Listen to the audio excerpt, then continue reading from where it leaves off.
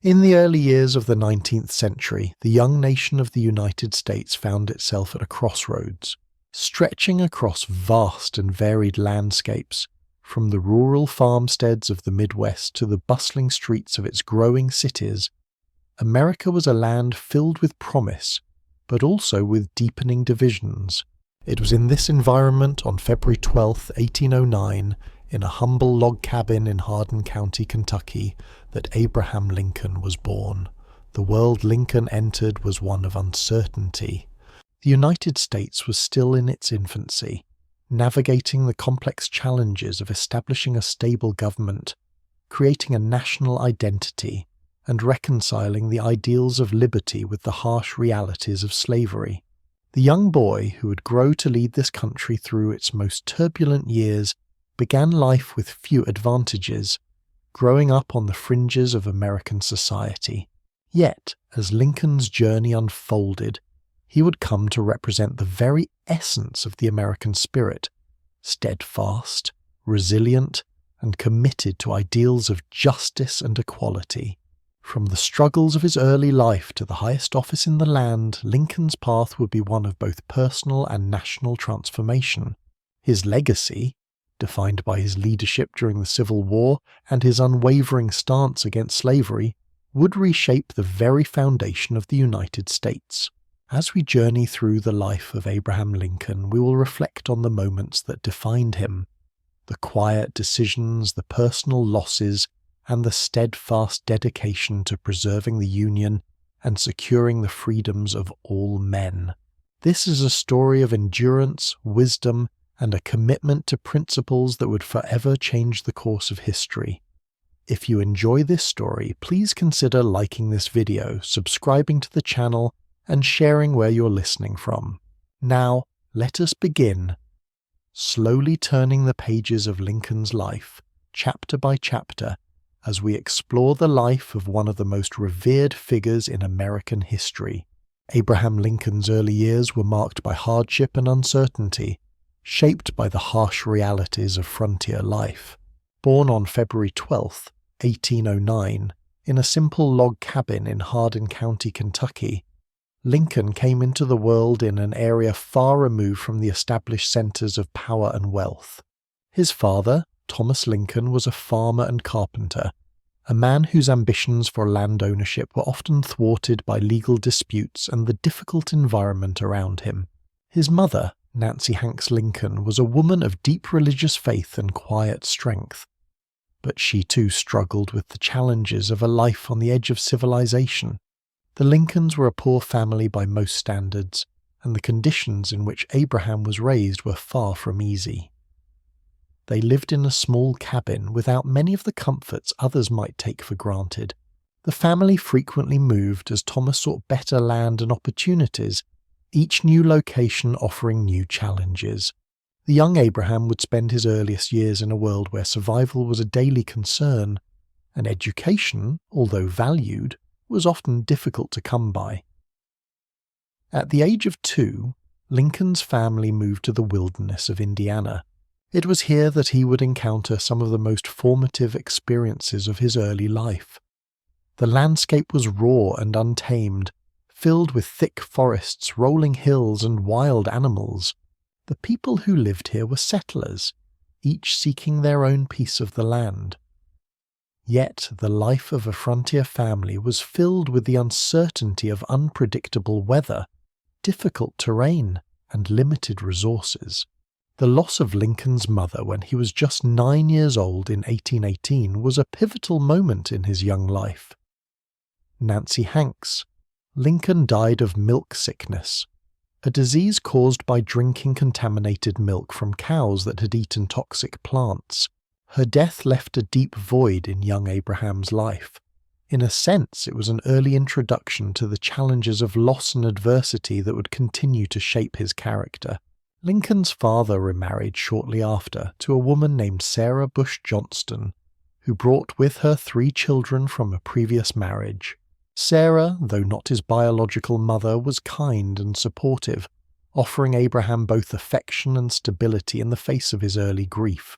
While the Lincolns were poor, Abraham's stepmother encouraged his education and supported his natural curiosity. Lincoln's passion for learning was ignited during these years, and he was determined to improve himself. He would often walk long distances to borrow books from neighbors, learning to read by candlelight late into the night. The frontier, which many saw as a place of hardship, became for Lincoln a vast library of possibility.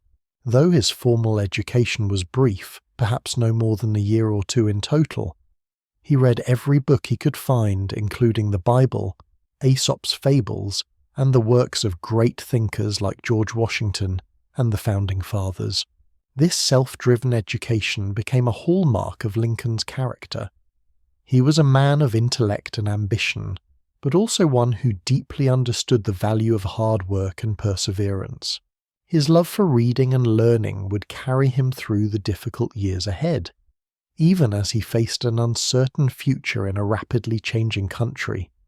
In 1830, when Abraham was 21 years old, the family moved again, this time to Illinois.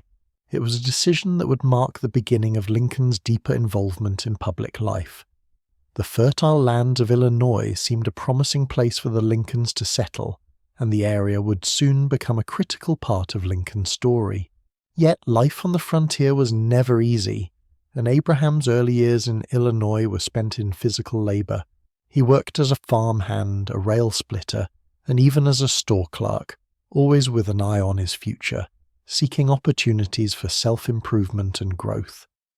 Throughout these early years, Lincoln's world was shaped by the ideals of the frontier. It was a world that valued self-reliance, honesty, and the ability to withstand hardship. But it was also a world full of contradictions, where ideals of liberty and freedom often clashed with the realities of slavery and the growing tensions that would soon tear the nation apart. As Lincoln grew older, he began to see that the world around him was changing. The young man who had worked tirelessly on the frontier began to understand the larger forces at work in his country, the forces of expansion, division, and conflict. He began to take an interest in the political discussions that swirled around him. The struggles of the common man and the questions of slavery and freedom weighed heavily on his mind. His early experiences on the frontier, marked by hardship and loss, would stay with him throughout his life. The lessons learned from the land, the importance of hard work, the value of self-education, and the necessity of perseverance in the face of adversity, would form the foundation of the character that would carry him through the most difficult years of his life. Through these early struggles, Lincoln forged his commitment to justice and equality, principles that would become central to his vision for the United States. The frontier, for all its challenges, became the crucible in which Lincoln's character was tested and solidified. It was here, in the rough terrain and uncertain times of his youth, that Abraham Lincoln began to take shape as the man who would lead a nation through its most difficult hours. Abraham Lincoln's thirst for knowledge was a driving force in his early years, and though his formal education was limited, the self-discipline he exhibited in educating himself would set the stage for his future leadership. Raised in a log cabin in the wilderness, the conditions of Lincoln's childhood offered little opportunity for structured schooling. Yet, from a very young age, Lincoln displayed an insatiable curiosity, learning as much as he could from the books available to him. By the time Lincoln reached his teenage years, his family had moved several times, from Kentucky to Indiana, and finally to Illinois. Each move meant new challenges, but it also meant new opportunities for Lincoln to explore his intellectual interests. Despite the demands of frontier life, he took every chance to read, absorbing knowledge from whatever sources he could find. His formal schooling amounted to less than a year in total, but he made the most of the limited education he did receive. Books were Lincoln's most cherished possessions. In the sparsely populated frontier, books were rare and precious, and Lincoln would often walk miles to borrow one. He read voraciously, from the Bible to Aesop's Fables, and later the works of William Shakespeare, John Locke, and other Enlightenment thinkers. His love for reading and learning was unwavering, and it became the cornerstone of his development as a thinker and future leader. Lincoln's intellectual journey was shaped by a few key influences. His stepmother, Sarah Bush Johnston, who married his father in 1819, recognized his desire for knowledge and did everything she could to encourage him. She provided him with books to read and encouraged his studies, even when the demands of farm life threatened to consume him. Her support was pivotal in keeping Lincoln's intellectual curiosity alive during his formative years. As Lincoln grew older, he also began to learn practical skills that would serve him well in the years ahead. He worked various jobs, including as a farmhand, a rail splitter, and a store clerk. These jobs provided Lincoln with valuable insights into the lives of ordinary people and allowed him to develop his understanding of human nature, something that would later prove invaluable in his political career. However, Lincoln's most important early intellectual influence came from his own deep sense of moral justice. His sense of right and wrong was shaped in part by his religious upbringing. Lincoln grew up in a deeply religious household, with his mother being a devout Christian. The lessons of the Bible, combined with his own moral reflections, helped shape his understanding of liberty, equality, and human dignity. These values would guide him throughout his life and later inform his decision to challenge slavery and fight to preserve the Union. In addition to self-study, Lincoln's early engagement with politics began in the 1830s. His first political experience came when he entered the Illinois state legislature in 1834, after running as a member of the Whig Party. It was a significant achievement for a young man with little formal education, but Lincoln's growing reputation as a man of integrity and intellect helped him win the respect of his peers. This experience marked the beginning of his public life and laid the foundation for his future political career. Lincoln's time in the Illinois legislature was formative in several ways. It allowed him to engage with the pressing political issues of the time, such as internal improvements, banking, and the expansion of slavery. His deepening understanding of law, governance, and public service shaped his future political trajectory. During this period, Lincoln also began to hone his public speaking skills, a talent that would serve him well throughout his career. He was a natural orator with a straightforward and direct style that resonated with his audiences. His speeches, though lacking the rhetorical flourishes of many of his contemporaries, carried a weight and sincerity that earned him the admiration of those who heard him speak. Lincoln's ability to connect with people through his words would become one of his most powerful tools as he rose through the political ranks. The next chapter in Lincoln's intellectual and political development came in the form of his legal career.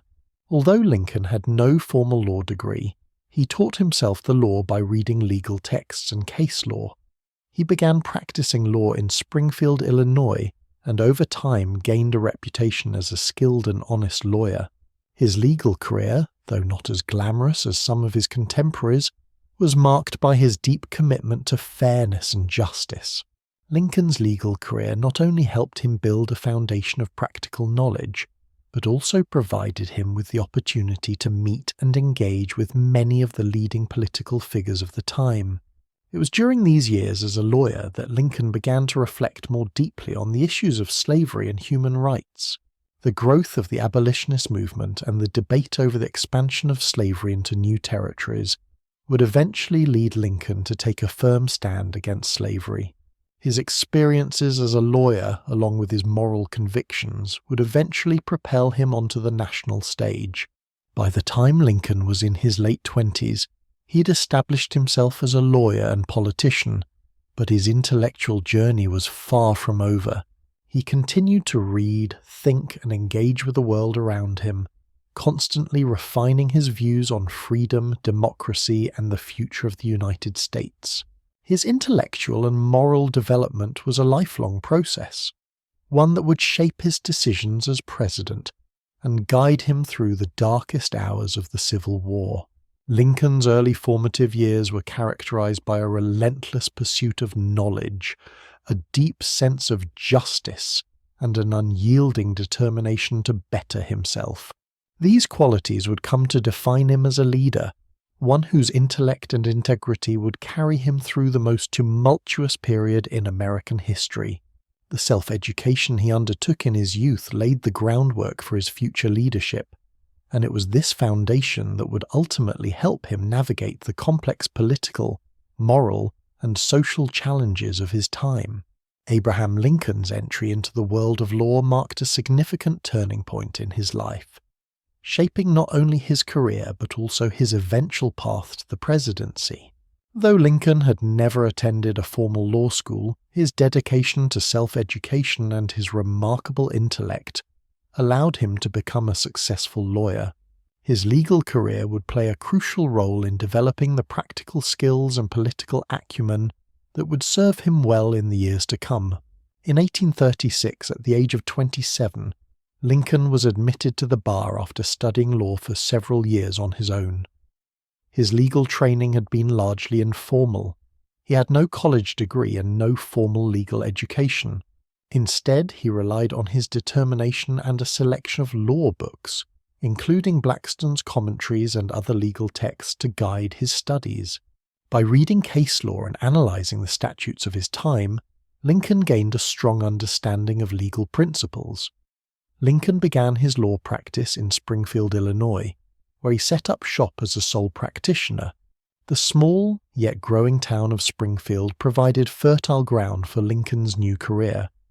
Though he started with few clients, his reputation for honesty, fairness, and diligence soon began to grow. Lincoln's approach to law was grounded in his belief that the law should serve the common people. He was known for his clear, accessible way of explaining legal concepts, which helped him connect with his clients. Lincoln's ability to break down complex legal matters into simple terms endeared him to the people he served. At first, Lincoln's legal practice was modest, but over time, his skills and reputation earned him more cases. He often represented poor clients who could not afford the high fees charged by other lawyers. Despite his growing reputation as an effective lawyer, Lincoln did not focus on amassing wealth. His motivation was never the pursuit of fortune but the desire to help people. This belief in justice, fairness, and the public good defined Lincoln's legal career and would continue to inform his political life. As a lawyer, Lincoln took on a wide range of cases, from civil disputes to criminal defense. He was known for his straightforward approach and his ability to craft persuasive arguments. One of his most famous cases occurred in 1858, when he defended a man named Duff Armstrong, who was accused of murder. Lincoln's defense was brilliant. He successfully used an alibi based on a witness's recollection of the moon's position in the sky to prove his client's innocence. This case would become an enduring example of Lincoln's skill and ingenuity in the courtroom. The case of Duff Armstrong is also notable because it highlighted another defining feature of Lincoln's legal career: his commitment to fairness and the pursuit of truth, no matter the personal or political consequences. Lincoln was not afraid to challenge popular opinion, even when it went against his own interests. He was willing to stand up for what he believed was right, regardless of the circumstances.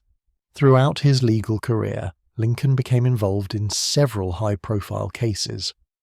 His success in court allowed him to gain the respect of his peers and the broader public. As he took on more complex cases, he began to build a network of relationships with politicians, businessmen, and other influential figures. These connections would later serve him well as he moved into the realm of national politics. In addition to his work as a lawyer, Lincoln was also active in the Illinois Whig Party. He served 4 terms in the Illinois state legislature, where he became known for his opposition to the expansion of slavery into new territories and states.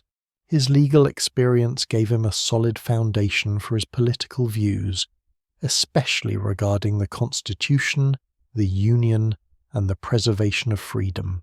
Lincoln's legal career helped him develop a keen understanding of the nation's legal framework and the power dynamics at play in the country's politics.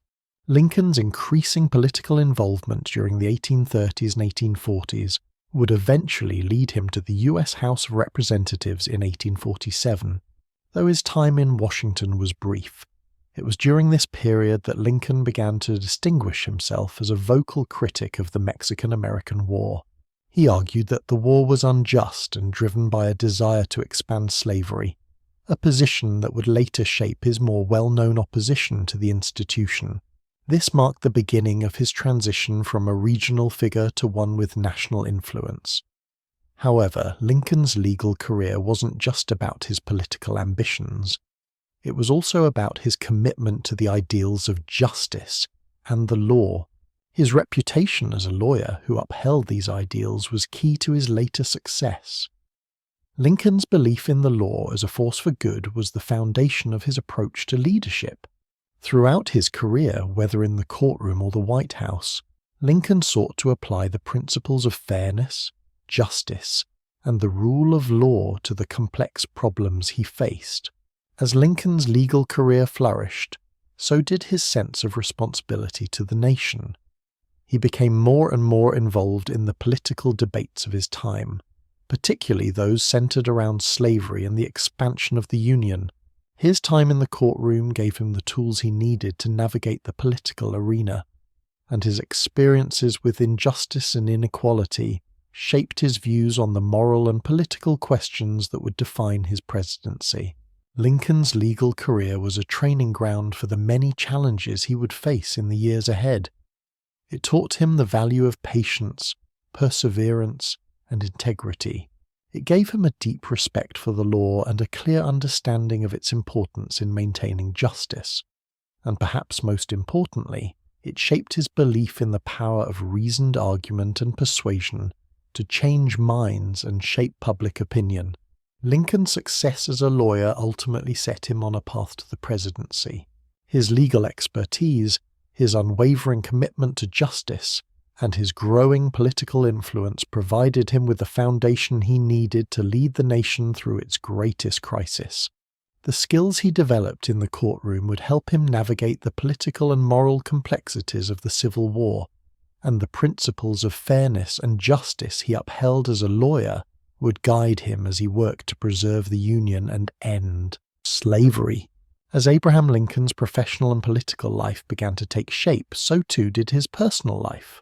Though often overshadowed by his monumental public achievements, Lincoln's marriage to Mary Todd would prove to be a significant and deeply influential part of his journey. Their union would bring both joy and sorrow, stability and strain, and would play a crucial role in shaping Lincoln's character and decisions during his time in the White House. Mary Todd, born in 1818 in Lexington, Kentucky, was a woman of strong will and intellect. Raised in a well-to-do family, she was educated at a time when few women were given the opportunity for higher learning. Mary was known for a sharp mind, wit, and determination, qualities that set her apart in the society of her time. However, her life was also marked by personal loss, as she suffered the early death of her mother and struggled with the complexities of family life. In 1839, when Mary was introduced to Abraham Lincoln, she was already a highly intelligent, well-read woman, and her sharp mind soon caught the attention of the young Illinois lawyer. Lincoln, for his part, was struck by Mary's energy and quick wit. Despite their contrasting personalities, Mary's outgoing and ambitious nature compared to Lincoln's more reserved demeanor, the two were drawn to each other. Their courtship, however, was not without challenges. Lincoln, though deeply fond of Mary, was initially hesitant about marriage, fearing his own lack of success and uncertain future. The couple became engaged in 1840, but Lincoln's reluctance to marry, along with his frequent bouts of depression, created tension between them. Mary, who had high expectations for her future, was frustrated by Lincoln's hesitancy and the uncertainty of his career. They briefly broke off their engagement, but the bond between them was strong, and in 1842 they married at the Springfield home of Mary's sister. The wedding took place in a modest ceremony, and though it was an emotional and personal occasion for the couple, it was also marked by the deep pressures both felt in their relationship. Their marriage, while built on love, was also a partnership filled with challenges. Mary Todd Lincoln, deeply invested in the public life of her husband, was known to be both an emotional and political force. As First Lady, she became deeply involved in the day-to-day management of her husband's political affairs. Her role in his public life, particularly during the tumult of the Civil War, brought both praise and criticism. She was a woman of immense strength, but she also faced significant personal struggles, especially as the pressures of war and tragedy took their toll. Mary was fiercely protective of her husband and worked tirelessly to support his leadership during the war. Her ability to navigate the complex political landscape of Washington, D.C., gave her influence and a strong voice in the political matters of the time. However, her intense involvement in her husband's affairs and her difficult emotional experiences added strain to their relationship. Her bouts of anxiety, especially during the war, were exacerbated by the burdens of grief, and the tragedies that befell her family were never far from her mind. While their relationship had its ups and downs, Lincoln found in Mary a partner who both supported and challenged him in different ways. Mary encouraged Lincoln's political ambitions and was deeply committed to his success. She often advised him on important matters, though their differing temperaments sometimes led to tension. Still, Mary remained by his side through the tumultuous years leading up to and during the Civil War, a period that tested both of them in unimaginable ways. Despite the personal challenges they faced, Lincoln's love for Mary remained steadfast. He wrote her affectionate letters during his time away from home, and his deep care for her was evident in his interactions with her. But Mary, too, faced the difficult circumstances of war, loss, and public scrutiny. One of the most profound tragedies of their marriage was the death of their son, Willie, in 1862. The young boy's death from typhoid fever devastated the Lincolns and deeply affected both of them. Willie's death left a profound emotional scar on both parents, and it would remain a source of grief for Mary throughout her life. For Lincoln, the loss of his beloved son made the weight of his presidential duties even heavier. Mary, too, was profoundly affected by this loss and struggled with the emotional burden of the war and her own grief. The emotional strain on their marriage was compounded by the increasing pressures of war and Lincoln's heavy responsibilities as president. While Mary was involved in numerous social engagements and activities, she often faced criticism for her extravagant spending and sometimes erratic behavior. This led to public tensions between her and the press, which sometimes painted her as an unstable and impractical First Lady. Yet, beneath the public criticism and the personal trials, there was a deep, abiding bond between Lincoln and Mary. Throughout their years together, Lincoln's relationship with Mary remained one of both affection and sacrifice. Though their marriage was often tested by Lincoln's long absences, the constant strain of the Civil War and personal tragedies, their commitment to each other endured. For Lincoln, his marriage to Mary Todd was a refuge from the outside world of politics and war. It offered him a glimpse of normalcy, even as the world around him seemed to crumble. For Mary, despite her emotional difficulties, Lincoln was a steady source of love and support, even in the darkest of times. Their personal lives were marked by loss, hardship, and occasional tension, but it is clear that the bond they shared was an essential part of Lincoln's life. The relationship between Abraham and Mary Todd Lincoln was one of mutual respect, even as they navigated the turbulence of war and personal grief. Mary's strong presence in Lincoln's life, though sometimes a source of public controversy, was undeniably integral to his resilience and leadership during the Civil War. As president, Lincoln relied on Mary not only as a wife but also as a confidant, who understood the personal toll of the war and the sacrifices demanded of him. While their personal relationship was complex, their marriage was one of emotional depth and personal commitment. offering a window into the private life of a man who would forever change the course of American history. As Abraham Lincoln entered his late 20s, the political landscape of the United States was changing. The issue of slavery, which had been a simmering question since the nation's founding, was beginning to take center stage in national politics. Lincoln's early involvement in politics would set the stage for his future rise to prominence and his eventual leadership during the Civil War.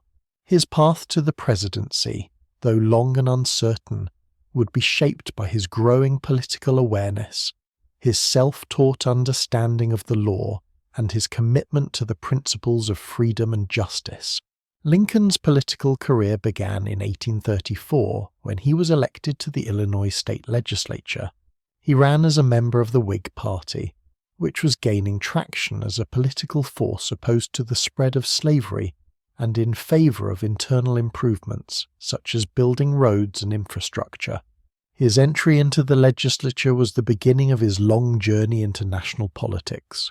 Over the next few years, Lincoln would serve 4 terms in the Illinois state legislature, gaining valuable experience in the workings of government and sharpening his political instincts. As a member of the legislature, Lincoln became known for his dedication to public service, his honesty, and his logical, straightforward approach to political issues. He was not an aggressive or flamboyant politician, but his speeches, though often understated, were marked by clarity and reason. He would spend much of his time reading, debating, and refining his views on issues that would later define his political career. In particular, the question of slavery and its expansion into new territories was one that consumed his thoughts. In 1837, during his time in the Illinois legislature, Lincoln made his first public statement on the issue of slavery. He spoke out against the expansion of slavery into the Western territories, advocating for the preservation of freedom in those areas. Lincoln was deeply influenced by the growing abolitionist movement, which called for the immediate end of slavery in the United States. However, unlike many abolitionists, Lincoln did not initially advocate for the immediate abolition of slavery in the South. Instead, his position was centered on the idea that slavery should not be allowed to expand into new territories. This moderate stance on slavery marked Lincoln as a pragmatic politician, unwilling to rush into a confrontation but deeply committed to the preservation of freedom. He believed that the nation's future depended on resolving the issue of slavery in a way that would not tear the country apart. Lincoln's thoughts on slavery and race would evolve over time, but the core of his political philosophy would remain consistent: the belief in the fundamental equality of all men, regardless of race. By the 1840s, Lincoln's political views were beginning to gain more attention. He became a prominent figure in the Whig Party, and in 1847 he was elected to the U.S. House of Representatives. His time in Washington was brief, only 1 term, but it marked a significant step in his political journey. During his time in Congress, Lincoln continued to speak out against the expansion of slavery, and he became an outspoken critic of the Mexican-American War, which he believed was being waged to expand slaveholding territory. He was one of the few members of Congress to publicly question the war and its implications for the future of slavery in the United States. Despite his growing political prominence, Lincoln's time in Washington was not without its personal and professional challenges. He found the political environment in the nation's capital to be frustrating, and he returned to Illinois in 1849, choosing not to seek re-election. However, his brief time in Washington was an important learning experience, and it allowed him to engage with the larger political debates of the time. Upon returning to Illinois, Lincoln's focus turned to his law practice, and he spent several years building his legal career and maintaining his standing in the community. He became a well-known figure in the state, respected for his legal skills and his integrity. However, despite his success in the courtroom, Lincoln's political ambitions were never far from his mind.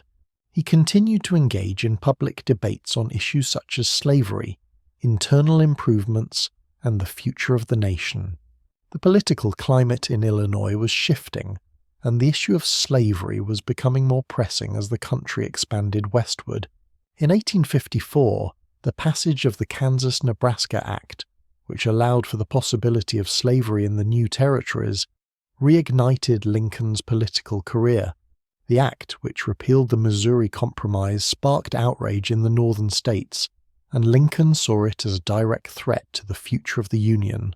The idea of slavery expanding into new territories was something that Lincoln could not abide, and it compelled him to re-enter the political arena. In 1854, Lincoln delivered a series of speeches denouncing the Kansas-Nebraska Act and calling for a halt to the expansion of slavery. It was during these years that Lincoln began to publicly express his views on the moral and political implications of slavery. He argued that slavery was a threat not only to the black population, but also to the very ideals of freedom and democracy that the United States was built upon. His speeches during this period would help solidify his position as one of the leading voices in the anti-slavery movement. In 1858, Lincoln was asked to run for U.S. Senate against the incumbent Stephen A. Douglas, a Democrat who was one of the leading proponents of popular sovereignty. The idea that the residents of each territory should decide for themselves whether to allow slavery. The Lincoln-Douglas debates held across Illinois that year became a pivotal moment in American political history. The debates were public and intensely personal, with Lincoln arguing passionately against the expansion of slavery, while Douglas defended the right of the people to decide for themselves. Although Lincoln did not win the Senate seat, the debates catapulted him to national prominence. His arguments against slavery were clear and forceful, and they resonated with many people in the northern states. It was in these debates that Lincoln famously declared, "A house divided against itself cannot stand." This statement encapsulated his belief that the nation could not endure permanently half slave and half free. Lincoln's political awakening and early career were marked by his commitment to the Union and the preservation of liberty. Though he did not achieve his goal of winning the Senate seat in 1858, his name became widely known, and his stance on slavery became increasingly influential. These years of political engagement laid the foundation for his future as a leader of the nation, a leader who would guide the country through its greatest crisis, the Civil War. By the time Abraham Lincoln lost his bid for the U.S. Senate in 1858, he had already gained national attention. Though his opponent, Senator Stephen A. Douglas, won the election, the debates between the two men would become a defining moment in American political history. Lincoln's firm stance on the issue of slavery and his belief in the Union's preservation earned him the respect of many and began to establish him as a figure of national importance. His platform, one based on the moral and political necessity of limiting slavery's expansion, would eventually propel him to the presidency. The years following the 1858 Senate race were pivotal for Lincoln. His speeches and public stance on slavery resonated deeply with the anti-slavery faction of the Republican Party, and his increasing prominence within the party made him an appealing candidate for the presidency. His position as a moderate Republican, one who was opposed to the spread of slavery but who did not call for its immediate abolition in the southern states, made him a unifying figure within the party's growing base. The Republican Party, formed in the mid-1850s, had quickly become the primary political force opposing the expansion of slavery into the territories.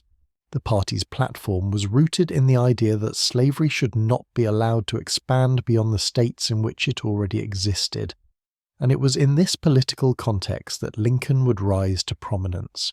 His background as a self-made man, his ability to articulate the moral and legal arguments against slavery, and his commitment to preserving the Union all contributed to his appeal as a presidential candidate. In 1860, Lincoln was selected as the Republican candidate for president. The Republican Party, still relatively young and divided on several key issues, needed a candidate who could bring unity to the party and present a strong challenge to the incumbent Democrats. Lincoln's political experience, combined with his reputation as a moderate and principled leader, made him the ideal choice. In addition, Lincoln's personal story, his humble beginnings and rise through the ranks of the political and legal world, resonated with the American public, who admired his perseverance and integrity. The 1860 presidential election was fiercely contested. The Democratic Party, which was divided over the issue of slavery, nominated two candidates, Stephen A. Douglas, who ran on a platform of popular sovereignty, allowing settlers in the territories to decide whether to permit slavery, and John C. Breckinridge, who was pro-slavery. The election was also complicated by the emergence of the Constitutional Union Party, which sought to preserve the Union and avoid the issue of slavery altogether. Despite the fragmentation of the Democratic Party, Lincoln's message of a united nation and a firm stance against the expansion of slavery allowed him to prevail. On November 6, 1860, Abraham Lincoln was elected the 16th President of the United States, receiving 40% of the popular vote and a decisive victory in the Electoral College. His election was met with immediate alarm in the southern states, where many saw his victory as a direct threat to their way of life, particularly the institution of slavery. Lincoln's victory signaled to many in the South that the political power of slavery was beginning to wane, and it was this fear that would lead to the secession of southern states from the Union. As Lincoln prepared to take office, the nation was teetering on the brink of civil war. The southern states, fearing the abolition of slavery and the encroachment of northern political power, began to secede from the Union. On December 20, 1860, South Carolina became the first state to secede, and by the time Lincoln was inaugurated on March 4, 1861, 6 more southern states, Mississippi, Florida, Alabama, Georgia, Louisiana, and Texas, had followed suit. The Confederate States of America was born, and the nation was on the edge of a civil conflict that would forever alter its future. Lincoln's election was a pivotal moment in American history. His rise to the presidency was the culmination of years of political struggle and intellectual growth. It was a moment when the nation, deeply divided over the issue of slavery and states' rights, faced an existential question. Could the Union be preserved, or would it fracture along sectional lines? Lincoln's leadership would soon be tested in ways that no one could have anticipated. In his inaugural address, Lincoln sought to calm the fears of the southern states, assuring them that he had no intention of interfering with slavery where it already existed. He stressed the importance of preserving the Union and pledged that he would not use force against the southern states unless they first attacked the Union. His speech was conciliatory, but it also made clear that he would not tolerate the disintegration of the United States. Despite Lincoln's conciliatory tone, the situation continued to deteriorate. On April 12, 1861, just over a month after Lincoln's inauguration, Confederate forces fired on Fort Sumter, a U.S. military installation in Charleston, South Carolina. The attack on Fort Sumter marked the beginning of the Civil War, a conflict that would consume the nation for the next 4 years. Lincoln responded by calling for 75,000 volunteers to defend the Union, and soon after, more southern states seceded, leading to a full-scale war between the North and South. The path to the presidency had been long and fraught with challenges for Lincoln. His rise from humble beginnings, his self-education, his legal career, and his early political work all contributed to his development as a leader. But it was the election of 1860 and the ensuing crisis over slavery and secession that would define his presidency and shape the future of the United States. Lincoln's leadership during the Civil War would test his commitment to the principles of freedom, democracy, and union, and it would ultimately result in a nation transformed. When Abraham Lincoln took office as the 16th President of the United States in March 1861, the country was already in the throes of crisis. The election of Lincoln had prompted several Southern states to secede from the Union, and by the time of his inauguration, the Confederacy had already formed. The looming question was whether the nation, still young and fragile, could survive the growing divide between the North and South.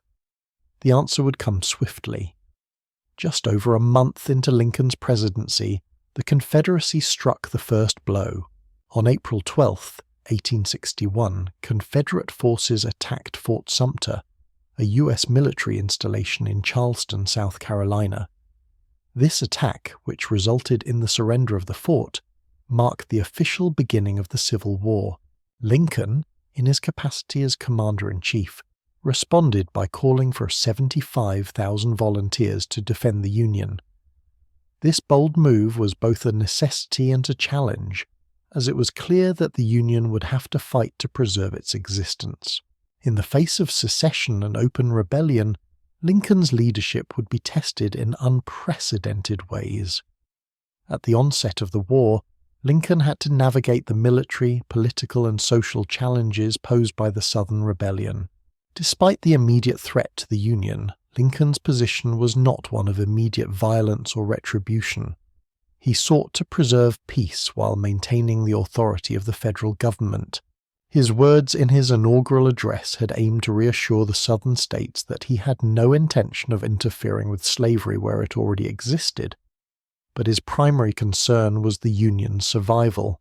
His strategy was to hold the line without escalating the situation unnecessarily.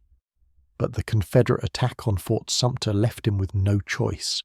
In the early months of the war, Lincoln faced many difficulties, both in terms of military strategy and leadership.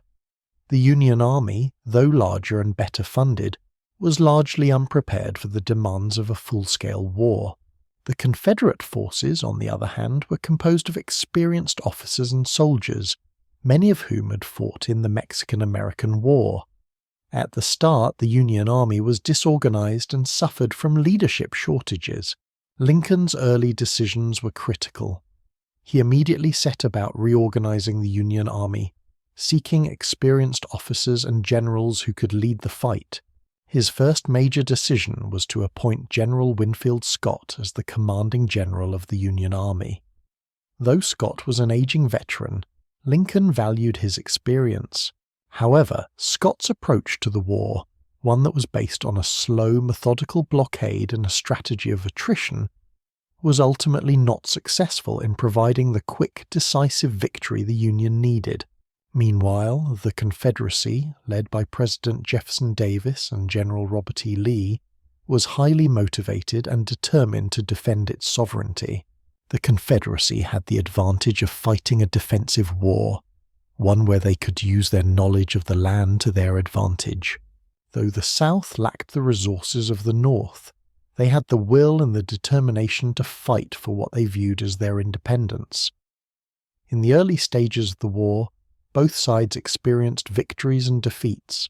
The Union was initially slow to gain ground, and the Confederates won several significant early victories, including the First Battle of Bull Run, Manassas, in July 1861. This battle, the first major confrontation of the war, was a humbling experience for the Union Army, which had expected an easy victory. The Confederates, under General P.G.T. Beauregard and General Joseph E. Johnston, proved to be formidable opponents, and the Union forces were routed. This defeat shocked the Northern public and the Union government. It was a wake-up call for Lincoln, who realized that the war would be longer and more difficult than he had initially anticipated. The loss also led to the first of many changes in leadership within the Union Army. Lincoln, recognizing the need for stronger military leadership, eventually replaced several commanders, including General George McClellan, who would go on to serve as the Union Army's general-in-chief for much of the war. Despite early setbacks, Lincoln remained determined to preserve the Union. He began to focus on the broader goals of the war, not just the military but the political and moral dimensions as well. He understood that the Union's cause was not only about defeating the Confederacy, but also about addressing the underlying issue of slavery, which was at the root of the conflict. Though he'd been cautious about addressing slavery directly in his inaugural address, Lincoln soon realized that the war would not be won unless slavery was dealt with head-on. In the summer of 1862, Lincoln began drafting what would become the Emancipation Proclamation, an executive order that would free enslaved people in the Confederate States. Lincoln had been slow to act on slavery at first, partly due to political considerations. He did not want to alienate the border states, slave states that remained loyal to the Union. But he understood that the preservation of the Union could not happen without a clear stance against slavery. The Emancipation Proclamation, announced on September 22, 1862, would take effect on January 1, 1863. It was a bold move, one that would shift the focus of the war from solely preserving the Union to also ending slavery, a moral cause that would rally many in the North. The Emancipation Proclamation marked a turning point in the Civil War, and it significantly altered the nature of the conflict. It galvanized the abolitionist movement, and it allowed African Americans to serve in the Union Army. This new commitment to ending slavery made the war not only a fight to preserve the Union, but also a fight for human freedom. Lincoln's leadership in this regard helped to redefine the war's purpose and provided a moral justification for the Union's struggle. In the years that followed, Lincoln's determination to win the war and preserve the Union never wavered. He faced tremendous pressure from all sides, military setbacks, political opposition, and the constant toll of grief and loss. But Lincoln remained steadfast, knowing that the future of the United States depended on the success of the Union cause. His leadership would eventually carry the nation through its darkest hours, and the preservation of the Union would become a defining achievement of his presidency. The year 1863 marked a critical turning point in the Civil War, both for the Union and for the leadership of Abraham Lincoln. By this point in the conflict, the war had been raging for over 2 years, and the toll it had taken on the nation, both in terms of human life and morale, was staggering. In the summer of 1863, the Union and Confederate armies would meet at Gettysburg, Pennsylvania, in what would become the largest and most decisive battle of the war. The Battle of Gettysburg, fought from July 1st to July 3rd, 1863, was a pivotal moment in the conflict. The Confederate Army, led by General Robert E. Lee, had invaded the North in a bid to relieve the South's war-wearied territory and perhaps gain international recognition for the Confederacy. Lee's army was confident and determined, having won a string of victories in the previous years.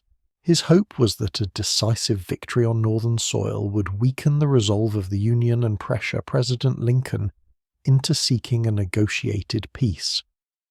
In response, Lincoln and the Union Army, now commanded by General George G.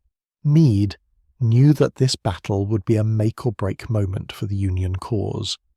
If Lee's forces succeeded, the Confederacy would gain a significant advantage, and the war's outcome could be forever altered. The Union Army, however, had more men, more resources, and perhaps most importantly, the resolve to fight for the survival of the nation. The battle unfolded over 3 days, with both sides suffering tremendous losses. The Confederates attacked with ferocity, attempting to break through the Union lines.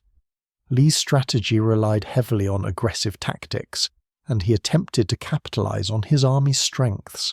However, the Union forces under General Meade's leadership were able to hold their ground, especially on the second day of the battle, when they successfully repelled Confederate forces from key positions on the battlefield, including the famous defensive stand at Little Round Top.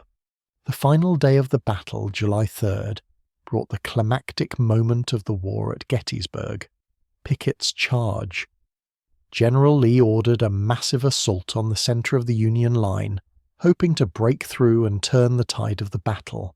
However, this ill-fated charge resulted in heavy Confederate casualties and marked the beginning of the end for Lee's campaign in the North.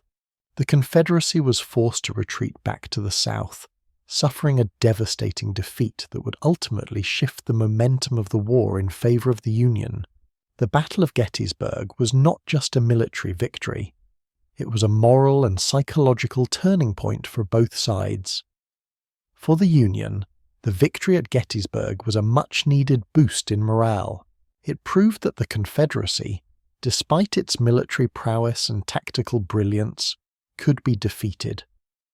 The battle also marked the beginning of the decline of Lee's invincibility in the eyes of both the Union and the world. For the Confederacy, Gettysburg was a crushing defeat, both strategically and symbolically. It shattered the myth of Confederate invincibility and foreshadowed the hardships that would follow. As the Union Army celebrated its victory, Lincoln was already thinking about the broader implications of the battle. Less than 5 months after the battle, on November 19, 1863, he would deliver one of the most famous speeches in American history, the Gettysburg Address.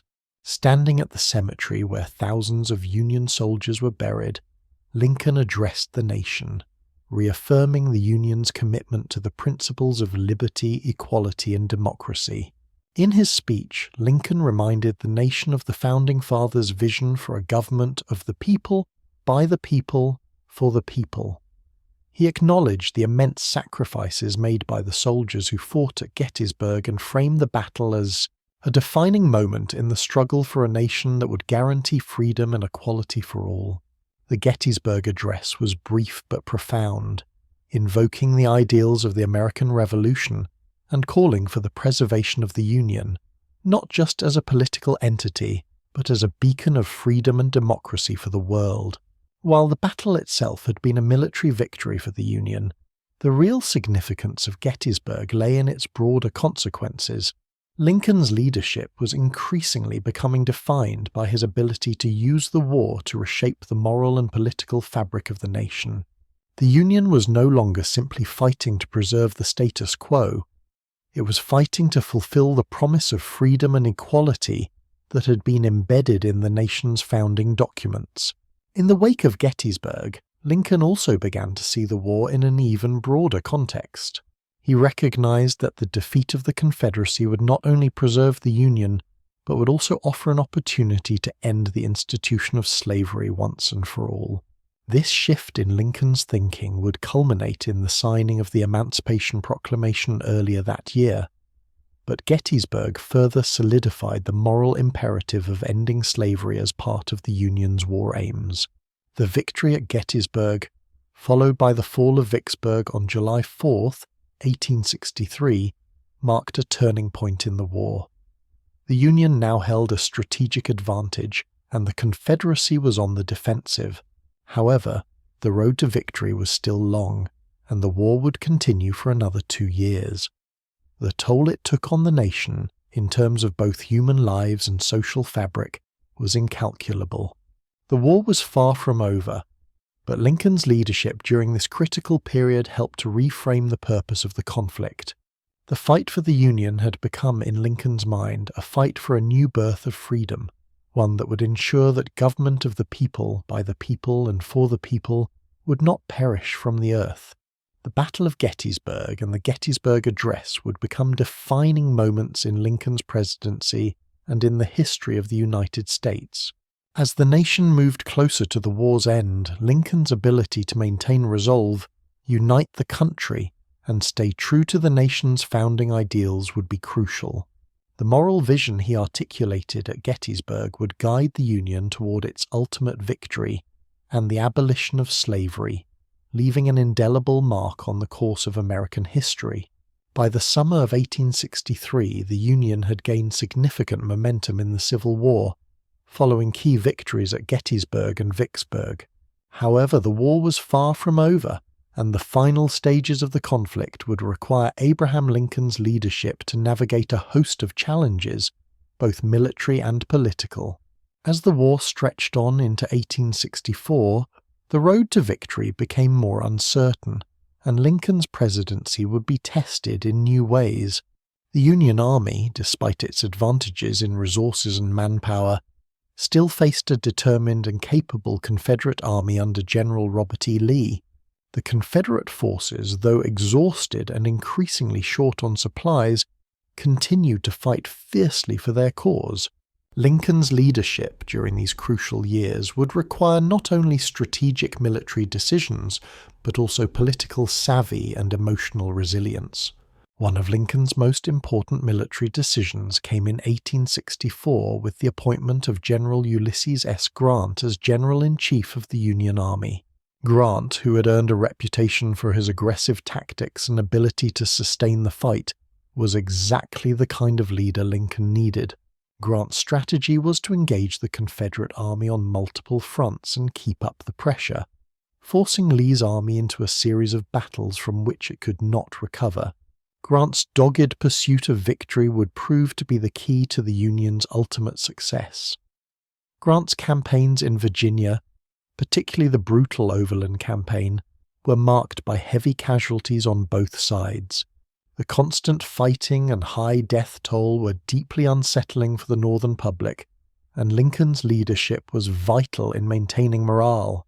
The war had become a struggle not just for military dominance but for the endurance of the nation's spirit. Lincoln faced growing opposition from war-weary citizens, many of whom were eager for peace, even at the cost of allowing the Confederacy to maintain its independence. The political pressure on Lincoln intensified as the 1864 presidential election approached. Despite the growing dissatisfaction with the war, Lincoln remained steadfast in his commitment to the Union cause. He understood that peace with the Confederacy, especially without the abolition of slavery, would undermine the very principles for which the Union was fighting. His firm belief in the cause of emancipation, coupled with his vision for a united nation, kept him focused on the long-term goal. He knew that achieving victory would require not just military strength, but also the will to stay the course, regardless of the personal and political challenges. In the 1864 presidential election, Lincoln faced a formidable challenge.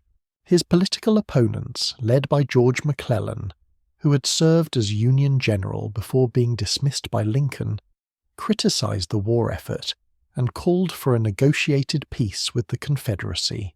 The nation's suffering had grown unbearable for many, and McClellan's platform of peace appealed to war-weary citizens. However, Lincoln's leadership during the war, coupled with the Union's recent military successes, helped him secure re-election. His victory was a testament to his resolve and the public's faith in his leadership. During the last year of the war, as the Union Army continued to press on in Virginia, General Lee's forces were slowly being worn down. In April 1865, Grant's army finally cornered Lee's army at Appomattox Courthouse in Virginia. Lee, realizing that further resistance was futile, agreed to surrender to Grant on April 9, 1865.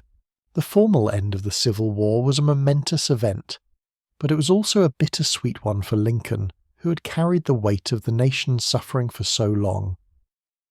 The war's end, however, did not immediately bring peace to the country.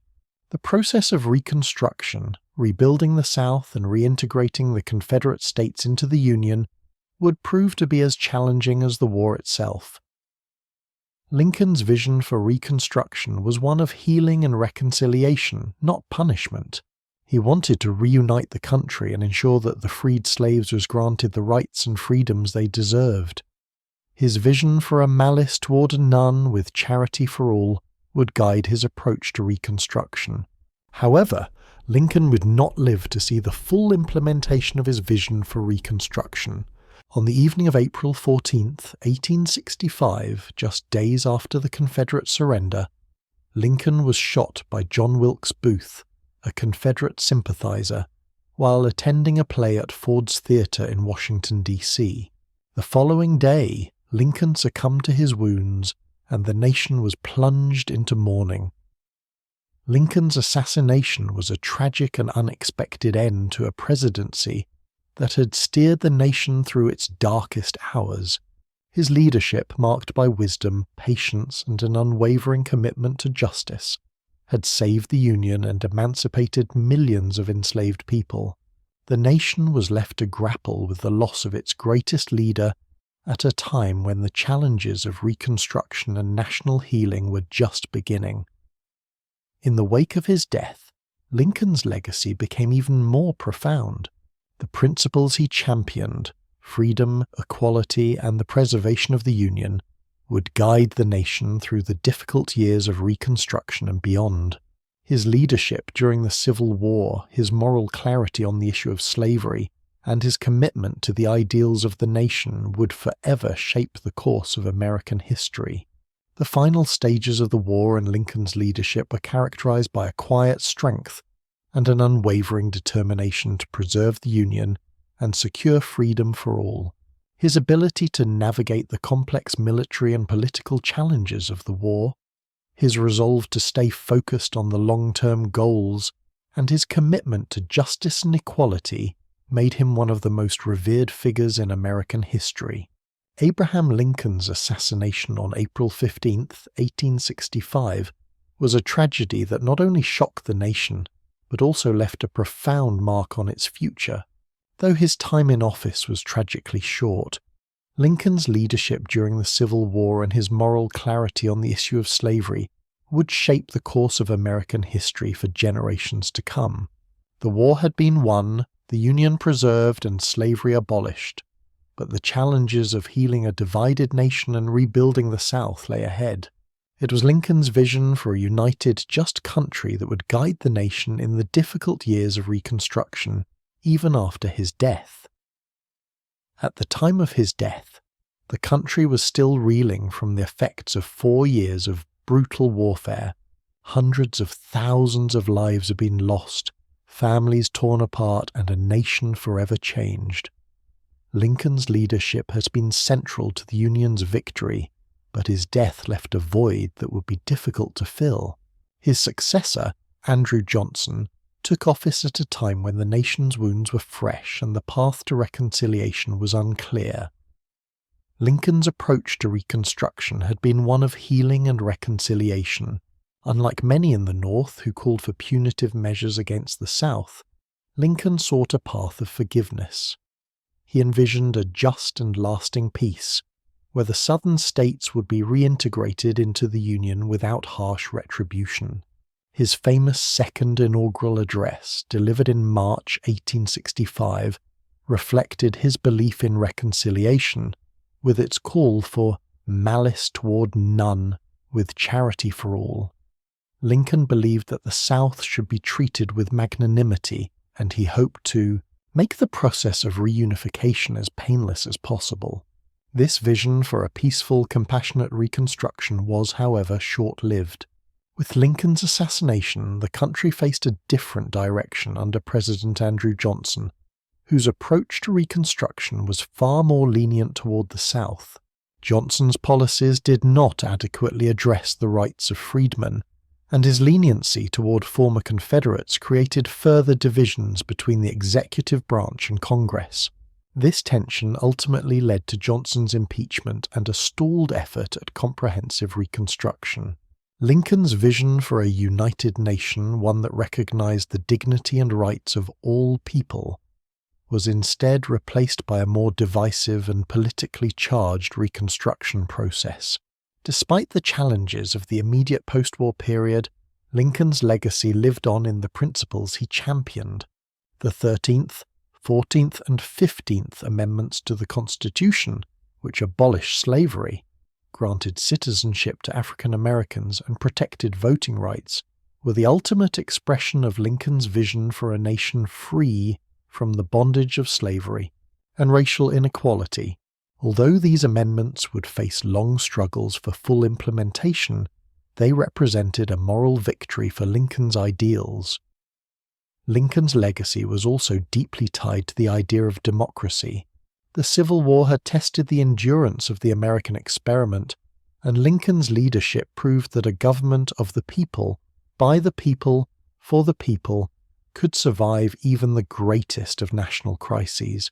The preservation of the Union and the abolition of slavery were not only victories for the North, but also victories for the principles of freedom and equality. Lincoln's belief in the moral and political power of democracy inspired not only Americans, but also people around the world who looked to the United States as a beacon of hope. The war and its aftermath also left a profound impact on Lincoln's personal legacy. His reputation as one of America's greatest presidents grew in the years following his death. His leadership during the Civil War, his commitment to ending slavery, and his ability to unite a fractured nation made him a symbol of moral courage and political wisdom. Lincoln's image became synonymous with the ideals of liberty and equality, and his legacy was enshrined in the hearts and minds of the American people.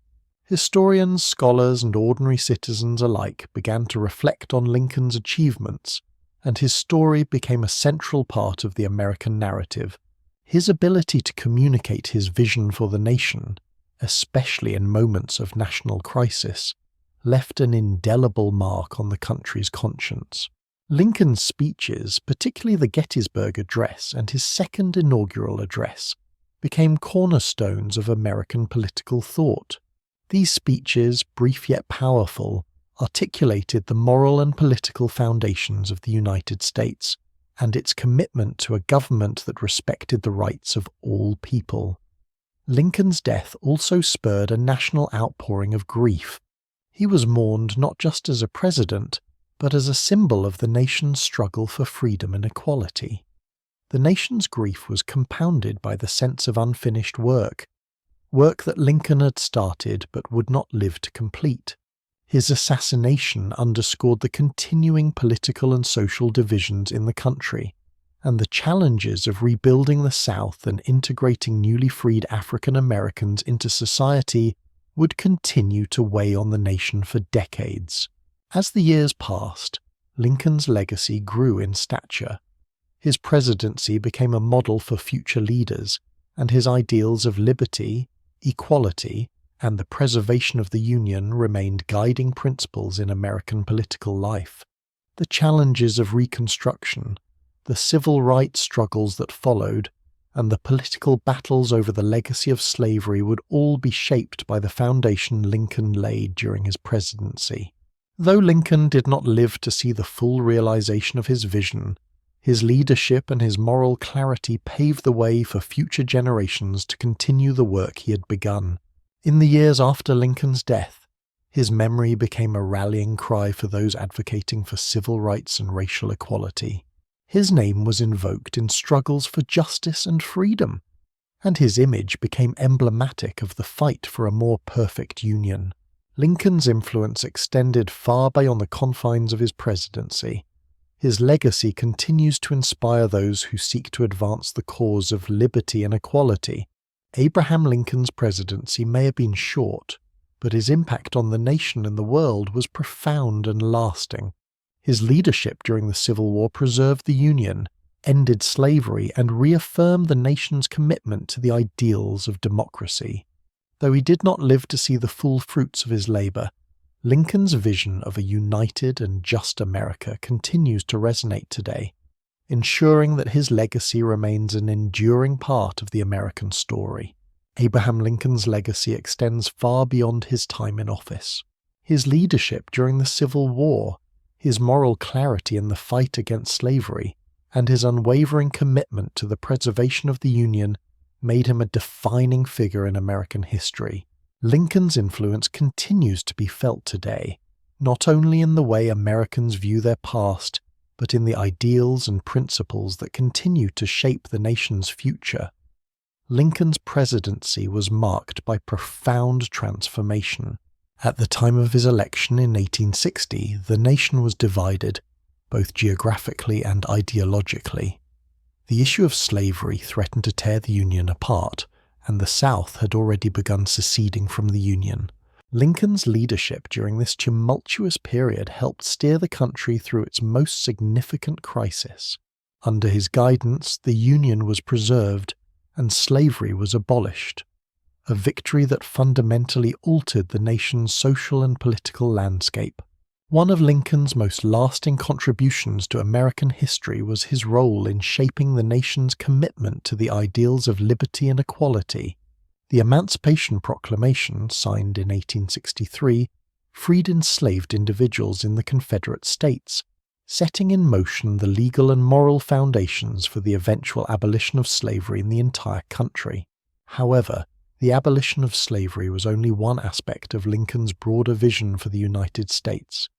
He believed in the inherent equality of all people, regardless of race, and sought to build a nation that would embody those ideals. His vision of a new birth of freedom, as expressed in the Gettysburg Address, would continue to inspire generations of Americans fighting for civil rights and social justice. Lincoln's leadership during the war demonstrated the power of moral clarity in shaping public policy. He recognized that the war was not just about preserving the Union, but about fulfilling the promise of freedom enshrined in the nation's founding documents. His ability to balance the demands of war with his moral and political vision for the country was a defining characteristic of his presidency. He understood that victory in the war would require more than just military force. It would require a commitment to the principles of liberty and justice. In this way, Lincoln used his power not only to defeat the Confederacy, but also to secure a moral victory that would reverberate through American history. Lincoln's leadership also laid the groundwork for the expansion of civil rights in the post-war period. While the Reconstruction era that followed his assassination was fraught with challenges, Lincoln's vision for a just and united nation continued to influence the decisions and policies of future leaders. His belief in a government that protected the rights of all people, no matter their race, was reflected in the passage of the 13th, 14th, and 15th Amendments to the Constitution, which abolished slavery, granted citizenship to African Americans, and ensured the right to vote regardless of race. Though Lincoln did not live to see the full implementation of these changes, his influence was evident in the struggles of the civil rights movement a century later. Leaders like Martin Luther King Jr. and others in the movement drew inspiration from Lincoln's words and actions.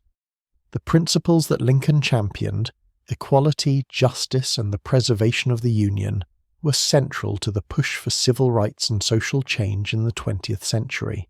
Lincoln's moral clarity and dedication to the ideals of freedom and equality also shaped American political thought and rhetoric. His speeches, particularly the Gettysburg Address, became foundational texts for understanding the nation's mission and the principles upon which it was founded. In this brief but powerful speech, Lincoln reminded the nation of its purpose, to be a government of the people, by the people, for the people. These words would resonate throughout American history, serving as a touchstone for those seeking to expand democracy and extend the principles of equality to all citizens. The lessons of Lincoln's presidency also influenced how the nation dealt with subsequent crises. The example he set in facing the Civil War with a commitment to moral principles, while navigating the complex political and military realities of war, became a model for future leaders. His ability to make difficult decisions in the face of tremendous adversity, balancing compassion with firmness, reconciliation with justice, has continued to inspire American presidents in times of crisis. Beyond the political sphere, Lincoln's legacy has influenced American culture and national identity. He became a symbol of perseverance, wisdom, and moral fortitude. Statues of Lincoln stand in cities across the United States, and his image graces the $5 bill as a testament to his enduring importance in American life. Lincoln's story has been told and retold in countless books, films, and documentaries, making him one of the most recognized and celebrated figures in American history. Moreover, Lincoln's leadership has shaped the way Americans think about democracy itself. In a nation constantly grappling with issues of race, inequality, and political division, Lincoln's vision of a government that represents all people remains an aspirational ideal. His life and work remind Americans that the path to a more perfect union requires constant effort, self-reflection, and a commitment to justice. His legacy calls upon each generation to live up to the promise of the nation's founding principles and to continue the work of building a more inclusive, just society. Lincoln's influence also extends to the broader world. His leadership during the Civil War and his efforts to preserve the Union were watched by nations across the globe. His commitment to ending slavery set an example for other countries grappling with the issue of human rights and the abolition of slavery. In many ways, Lincoln became a symbol not only of American democracy, but of the universal struggle for freedom and equality. As the world has evolved, Lincoln's legacy has remained a touchstone for movements advocating for justice, civil rights, and equality. The civil rights movement of the 1960s, the fight for women's rights, and the ongoing struggle for LGBTQ+ rights are all movements that have drawn upon the ideals that Lincoln championed during his presidency. His belief in the fundamental dignity of all people, his unwavering commitment to the principles of the American Revolution, and his vision of a government that serves the needs of the many, not the few, have shaped the course of American history and continue to shape the future. In the end, Lincoln's legacy is one of profound moral courage and steadfast leadership. He navigated a nation through its most divisive and dangerous period, and in doing so, he ensured that the United States would survive and emerge stronger. His life reminds us that the preservation of liberty, justice, and equality requires continual effort, and that the work of building a more just society is never truly finished. Lincoln's legacy endures in the ideals he fought for, in the laws he helped establish, and in the enduring belief that government should serve the people, all people, equally. Abraham Lincoln's assassination on April 15, 1865, not only shocked the nation, but also left a void in leadership during one of the most critical moments in American history. The Union had triumphed in the Civil War, slavery had been abolished, and the nation was on the cusp of rebuilding itself after 4 years of devastation. But Lincoln's vision for what lay ahead, how the country should heal, reintegrate and secure its future, remained unfinished at the time of his death. Lincoln's approach to the post-war period, or Reconstruction, had been clear but remained largely theoretical due to his untimely assassination. At the core of Lincoln's vision was reconciliation, not punishment. Unlike many in the North who demanded retribution for the South's rebellion, Lincoln advocated for leniency and a swift restoration of the Union. He believed that a punitive approach would only deepen the divisions in the country and make rebuilding more difficult. His 10% plan, which suggested that any southern state could rejoin the Union once 10% of its voters pledged allegiance to the Union and accepted the abolition of slavery, embodied this spirit of generosity. Lincoln's focus was on reunification, to bring the southern states back into the fold with as little friction as possible. Lincoln's vision was underpinned by his moral conviction that slavery must end. His Emancipation Proclamation had already paved the way for the abolition of slavery in Confederate-held territories. His vision extended beyond the war. It included a future where African Americans were free and afforded full civil rights. Lincoln had expressed in his second inaugural address that he sought a just and lasting peace where there would be charity for all and malice toward none, emphasizing his belief that the best way to move forward was through forgiveness and healing rather than retribution. However, the path to fulfilling Lincoln's vision of a united, just America was not easy. After his assassination, the task of Reconstruction fell to his successor, Andrew Johnson, who took office with a much less conciliatory approach. Johnson, unlike Lincoln, focused on quick reunification with little regard for securing the civil rights of freed slaves. His policies clashed with the radical Republicans in Congress, who were committed to granting full citizenship rights to African Americans and punishing the former Confederate states. This conflict would hinder the progress that Lincoln had hoped for in terms of racial equality and justice. Though Lincoln was not there to oversee Reconstruction, his moral leadership and vision continued to guide the process, influencing future political and social movements. The passage of the 13th, 14th, and 15th Amendments, abolishing slavery, granting citizenship, and securing voting rights for African Americans, would not have been possible without the foundation that Lincoln laid. His belief in the inherent equality of all people, regardless of race, would ultimately be enshrined in the nation's legal framework, even though the struggle for full equality would continue for generations. The moral example set by Lincoln also resonated far beyond the United States. His steadfast commitment to the principles of freedom and democracy made him a global symbol of the fight against oppression. The abolition of slavery and the preservation of the Union inspired movements for freedom and civil rights worldwide. His leadership demonstrated that democracy could endure through crisis, and his conviction that the Union could be both preserved and rebuilt after such a profound conflict set a precedent for how nations might heal after civil wars and divisions. In the years following his death, Lincoln's legacy continued to shape the national consciousness. His image became synonymous with honesty, integrity, and moral leadership. The ideals he embodied, a united country, the preservation of freedom, and equality for all, remained central to the American ideal. Lincoln's image was used in campaigns for civil rights, women's suffrage, and the ongoing struggle for equality. His influence became particularly evident during the civil rights movement of the 20th century, as African Americans and their allies invoked his legacy to demand equal treatment under the law. Yet Lincoln's death also left a political vacuum which affected the course of Reconstruction. His more conciliatory approach was replaced with a more fractious and punitive system under Johnson's administration, which failed to grant adequate protections to the newly freed slaves.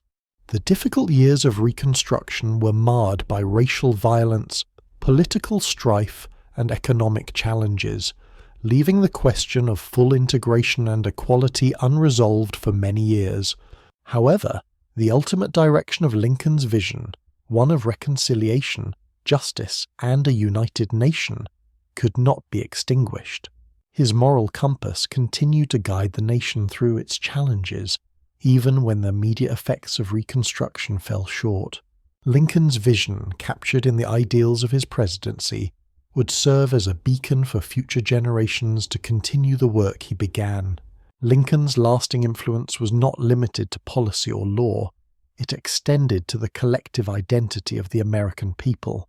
He embodied the best of the nation's democratic ideals, providing a vision of what the United States could be, a place where liberty, equality, and opportunity were available to all, regardless of race or background.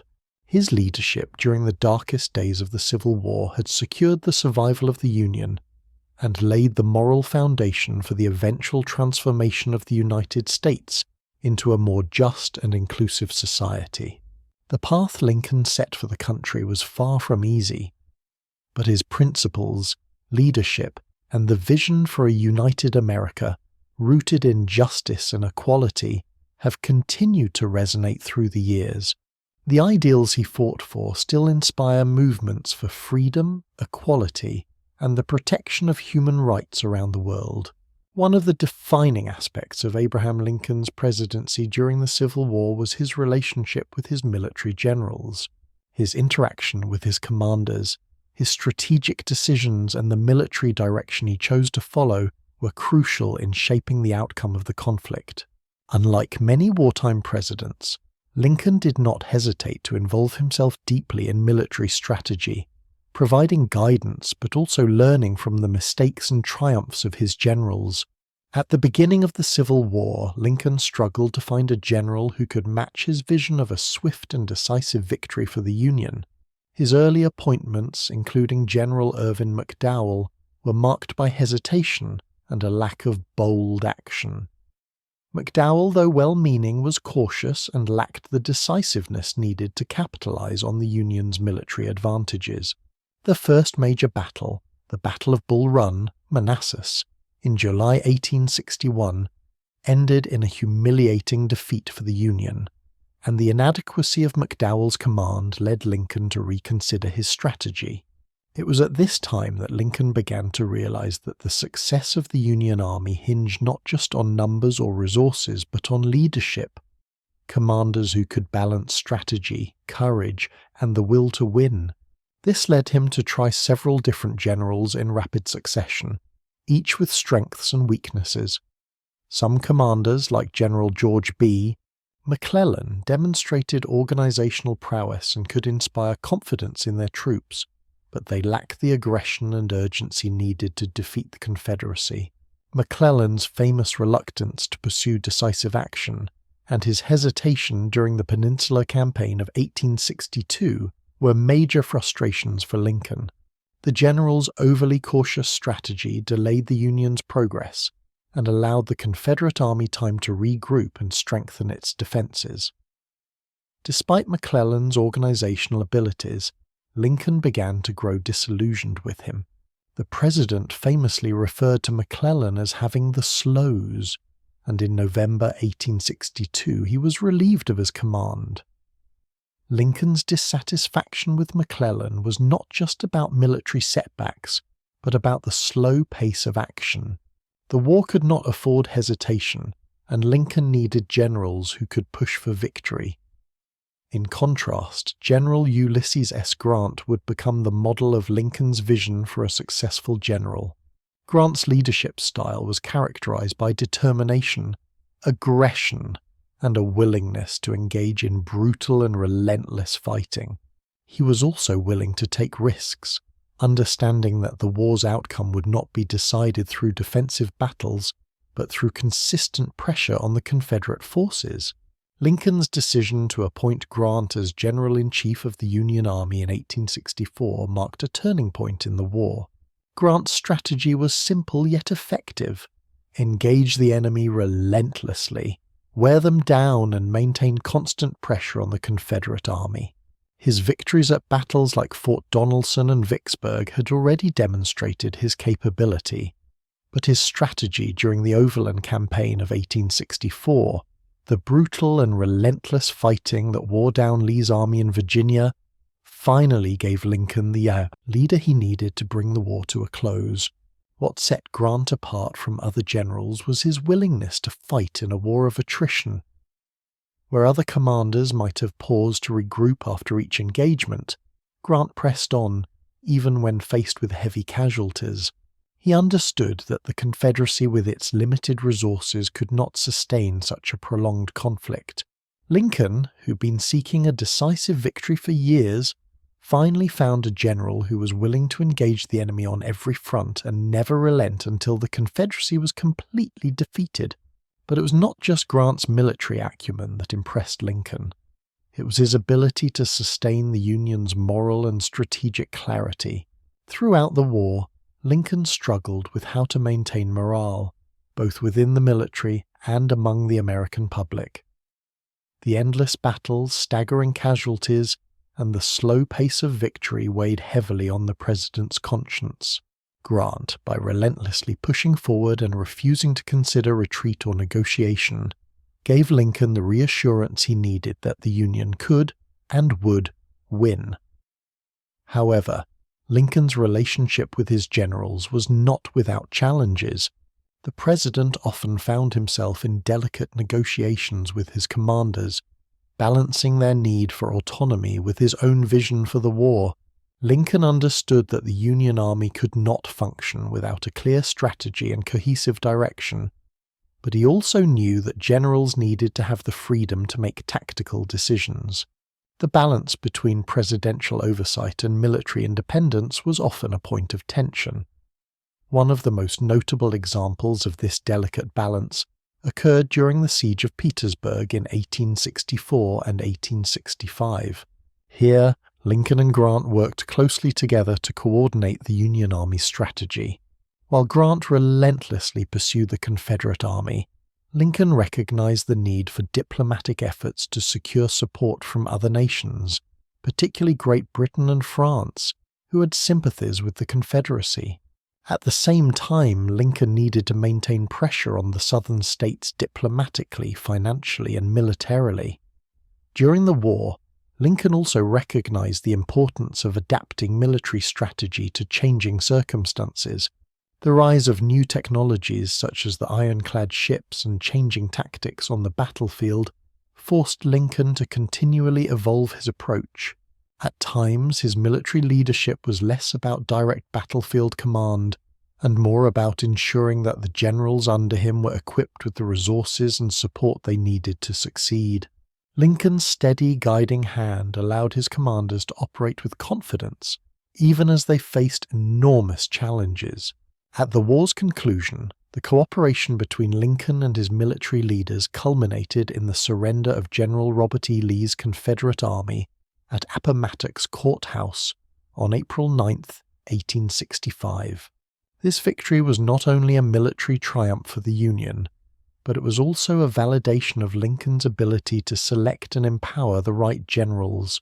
His decision to appoint Grant as General-in-Chief and to support him through difficult campaigns had ensured the Union's ultimate victory. Lincoln's understanding of the need for military leadership and his ability to recognize and support capable generals played a crucial role in the war's conclusion. Lincoln's relationship with his generals exemplified his broader approach to leadership. He sought cooperation, maintained a firm but flexible hand, and trusted those under him to execute the broader vision. His success was not just in his military decisions, but in his ability to bring together a diverse group of individuals, politicians, generals, and soldiers, toward a common goal: the preservation of the Union and the end of slavery. Abraham Lincoln's leadership during the Civil War was defined not only by his political decisions, but also by the immense personal challenges he faced. As the president of a nation torn apart by war, Lincoln bore a tremendous burden, balancing the weight of the country's future with the weight of his personal grief, doubts, and frustrations. The strain of leading the nation through its most devastating conflict was often visible in his demeanor, his correspondence, and his decisions. However, Lincoln's ability to endure these hardships and maintain a steady, unwavering commitment to the Union ultimately defined his legacy. At the start of the Civil War, Lincoln was confronted with an unprecedented crisis. The nation was divided, and the Southern states had seceded from the Union, forming the Confederate States of America. Lincoln's primary goal was to preserve the Union, but achieving this required not only military victory but also managing the deep political divisions within the North, the growing calls for abolition in the South, and the demands of foreign powers. Watching the conflict unfold, the complexities of these issues often left Lincoln with difficult choices, and the immense responsibility weighed heavily on him. Lincoln was a man of deep moral conviction, but he was also a practical politician, and his ability to balance these two qualities was one of his greatest strengths. He understood that the preservation of the Union required difficult compromises, particularly regarding the issue of slavery. Early in the war, Lincoln was focused on preserving the Union at all costs, even if that meant allowing slavery to continue in the South. His primary aim was to avoid alienating the border states, slave states that remained loyal to the Union. This cautious approach to the slavery issue reflected Lincoln's pragmatic leadership style, but it also came with emotional and political challenges. The pressure to satisfy both abolitionists and conservative Unionists was immense, and Lincoln's correspondence and private reflections reveal the emotional toll it took on him. One of the most significant challenges Lincoln faced during the war was the heavy loss of life on the battlefield. The Civil War was the deadliest conflict in American history, and the death toll, more than 600,000 soldiers, was devastating for both the North and the South. For Lincoln, these losses were a personal agony. As Commander-in-Chief, he was responsible for the decisions that led to these casualties, and the responsibility weighed on him. In letters to families of fallen soldiers, Lincoln's compassion and grief were evident, as he often took the time to write personal notes of sympathy, offering his condolences in a way that would comfort the families who had lost their loved ones. The emotional strain of war was compounded by Lincoln's own personal tragedies. His family was not immune to the pain of the war, and Lincoln's own children suffered from the toll it took on their family life. His son, Willie, died in February 1862 from typhoid fever, and the loss devastated Lincoln and his wife, Mary Todd. Lincoln's grief over his son's death was profound, and he often retreated from his duties seeking solace in solitude. The death of Willie left a lasting scar on the Lincoln family, and the president's emotional struggles were a private burden that was rarely seen by the public. Despite these personal difficulties, Lincoln's leadership remained steadfast. He continued to meet with his generals, make key decisions, and guide the country through its darkest days. He also had to manage the political ramifications of the war. Public opinion was divided, and the prolonged conflict led to increasing criticism of Lincoln's handling of the war. His decision to issue the Emancipation Proclamation in 1863, which freed enslaved people in Confederate-held territories, was met with mixed reactions. Some praised the bold move as a necessary step toward the abolition of slavery, while others criticized it as an overreach of presidential power. Lincoln understood that this decision would alienate some people, but he also knew it was a step toward the Union's ultimate victory and the fulfillment of the nation's founding ideals. Another challenge Lincoln faced was managing the war's political dynamics. He had to navigate the conflicting interests within his own party. The radical Republicans, who advocated for the immediate abolition of slavery and the punishment of the South, often clashed with Lincoln's more moderate approach. Lincoln understood the importance of keeping his party unified, but this sometimes meant compromising on key issues. His ability to maintain the support of his party, even when his policies were unpopular with certain factions, was a testament to his political skill. In addition to these internal challenges, Lincoln also had to contend with the political dynamics of the broader world. European powers, particularly Britain and France, were watching the war closely, and there was concern that they might recognize the Confederacy as a legitimate nation. Lincoln's leadership in maintaining diplomatic relations with these foreign powers was crucial in preventing the Confederacy from gaining recognition, which would have provided them with vital resources and legitimacy. Lincoln worked diligently to prevent foreign intervention, skillfully using diplomacy and careful messaging to maintain neutrality and keep European powers from siding with the South. Through it all, Lincoln's leadership was defined by his moral clarity, his compassion, and his unwavering commitment to the Union. His ability to carry the weight of the nation's suffering, while maintaining his resolve to see the war through to the end, was a defining characteristic of his presidency. Lincoln often turned to humor as a way of coping with the immense pressure. His wit and storytelling abilities became legendary, and he would frequently use humor to diffuse tense situations and maintain a sense of calm in the face of adversity. His ability to retain his humanity, despite the overwhelming pressures he faced, endeared him to those around him and allowed him to navigate the most difficult aspects of his leadership. The personal sacrifices Lincoln made throughout the war were immense. He endured constant criticism, political opposition, and the loss of loved ones. Yet his leadership remained steady. Lincoln's personal struggles only made his resolve stronger, and his ability to maintain a focus on the larger goal, the preservation of the Union, was a testament to his character. His leadership was not defined by military brilliance or battlefield strategy, but by his capacity to endure hardship, stay true to his moral convictions, and keep the country's future in mind even in the face of overwhelming adversity. As the war raged on into its final stages, Abraham Lincoln's unwavering commitment to the Union and its principles became clearer than ever. The Confederacy, despite its early victories, was slowly being worn down by Union forces on multiple fronts. By 1864, the South had lost much of its ability to wage an effective war. With its economy in ruins, its infrastructure destroyed, and its army stretched thin, Lincoln's decision to press on, to continue the war even as the nation's toll grew heavier, was grounded in his belief that the survival of the Union was paramount. Yet Lincoln was also keenly aware that the nation's future was at stake. not just the preservation of the Union, but the very ideals on which it was founded. The end of the war was approaching, but victory had not yet been secured.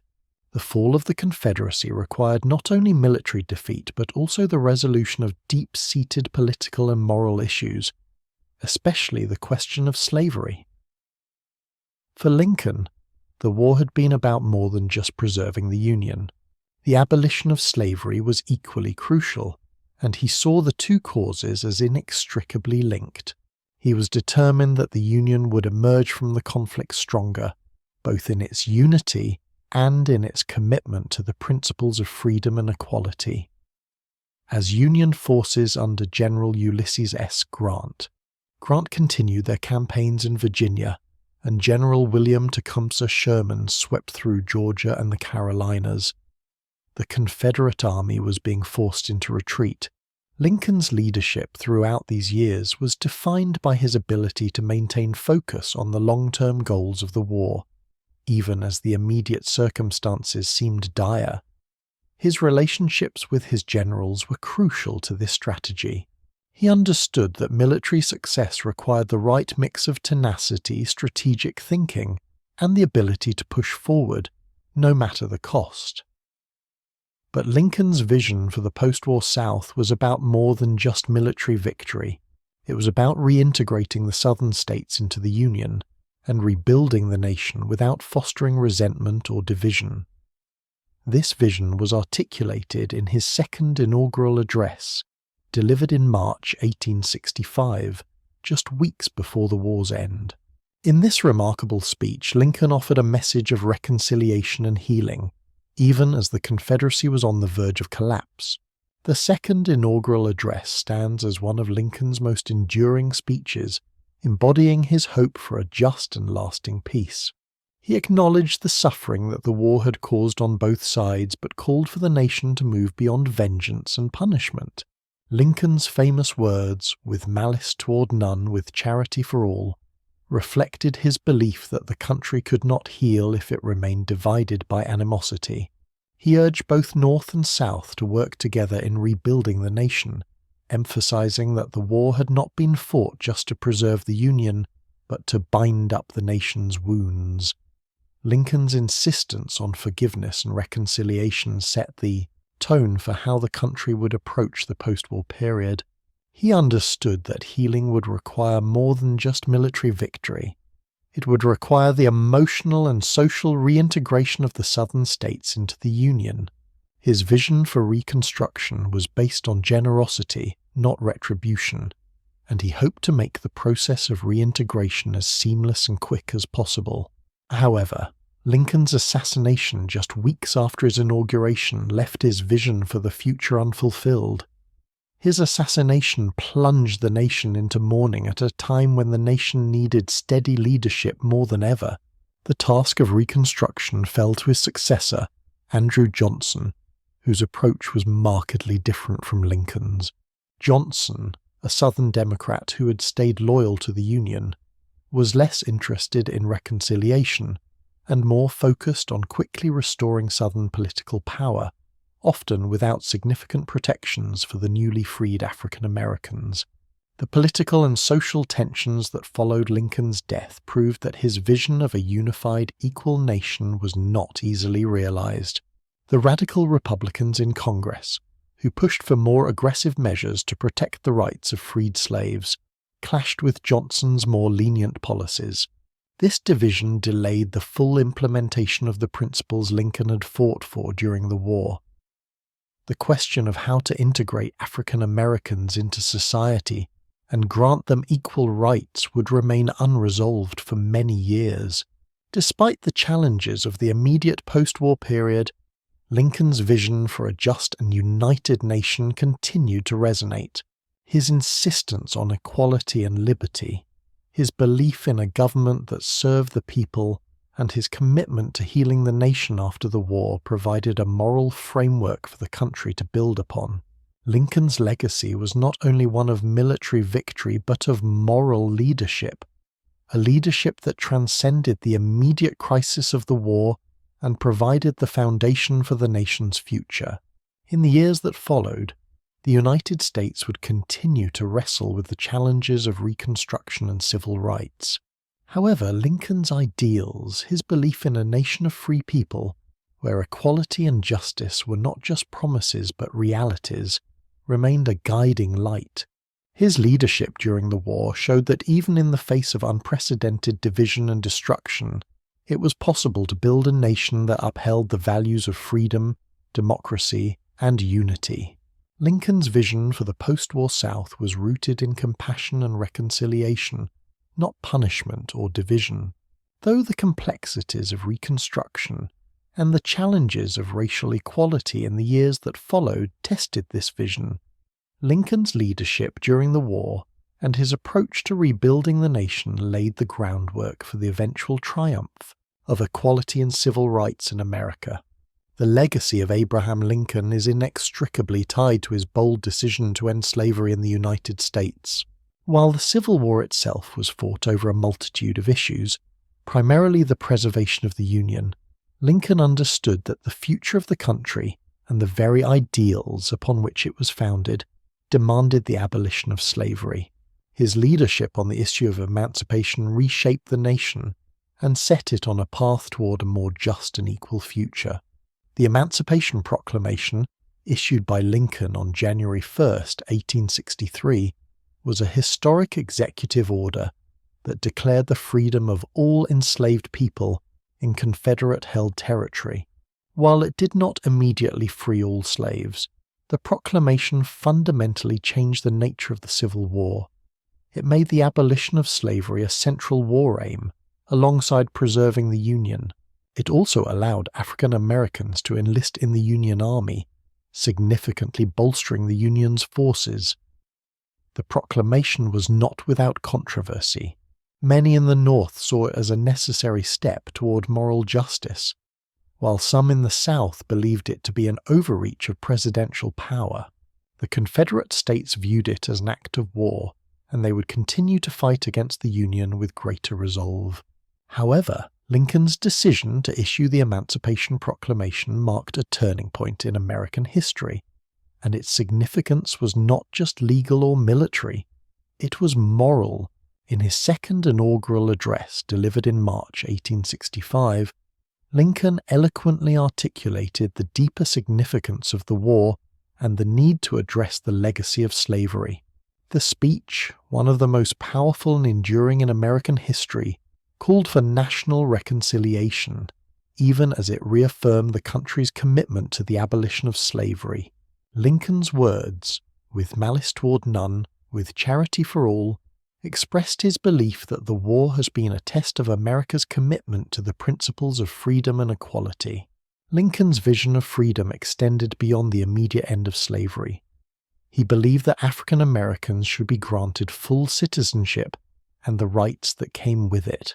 He understood that true equality required not just the legal abolition of slavery, but also social and political rights for the newly freed population. Though Lincoln did not live to see the full implementation of these ideals, his vision was clear. The United States must become a nation where all people, regardless of race, could enjoy the rights and freedoms promised in the Constitution.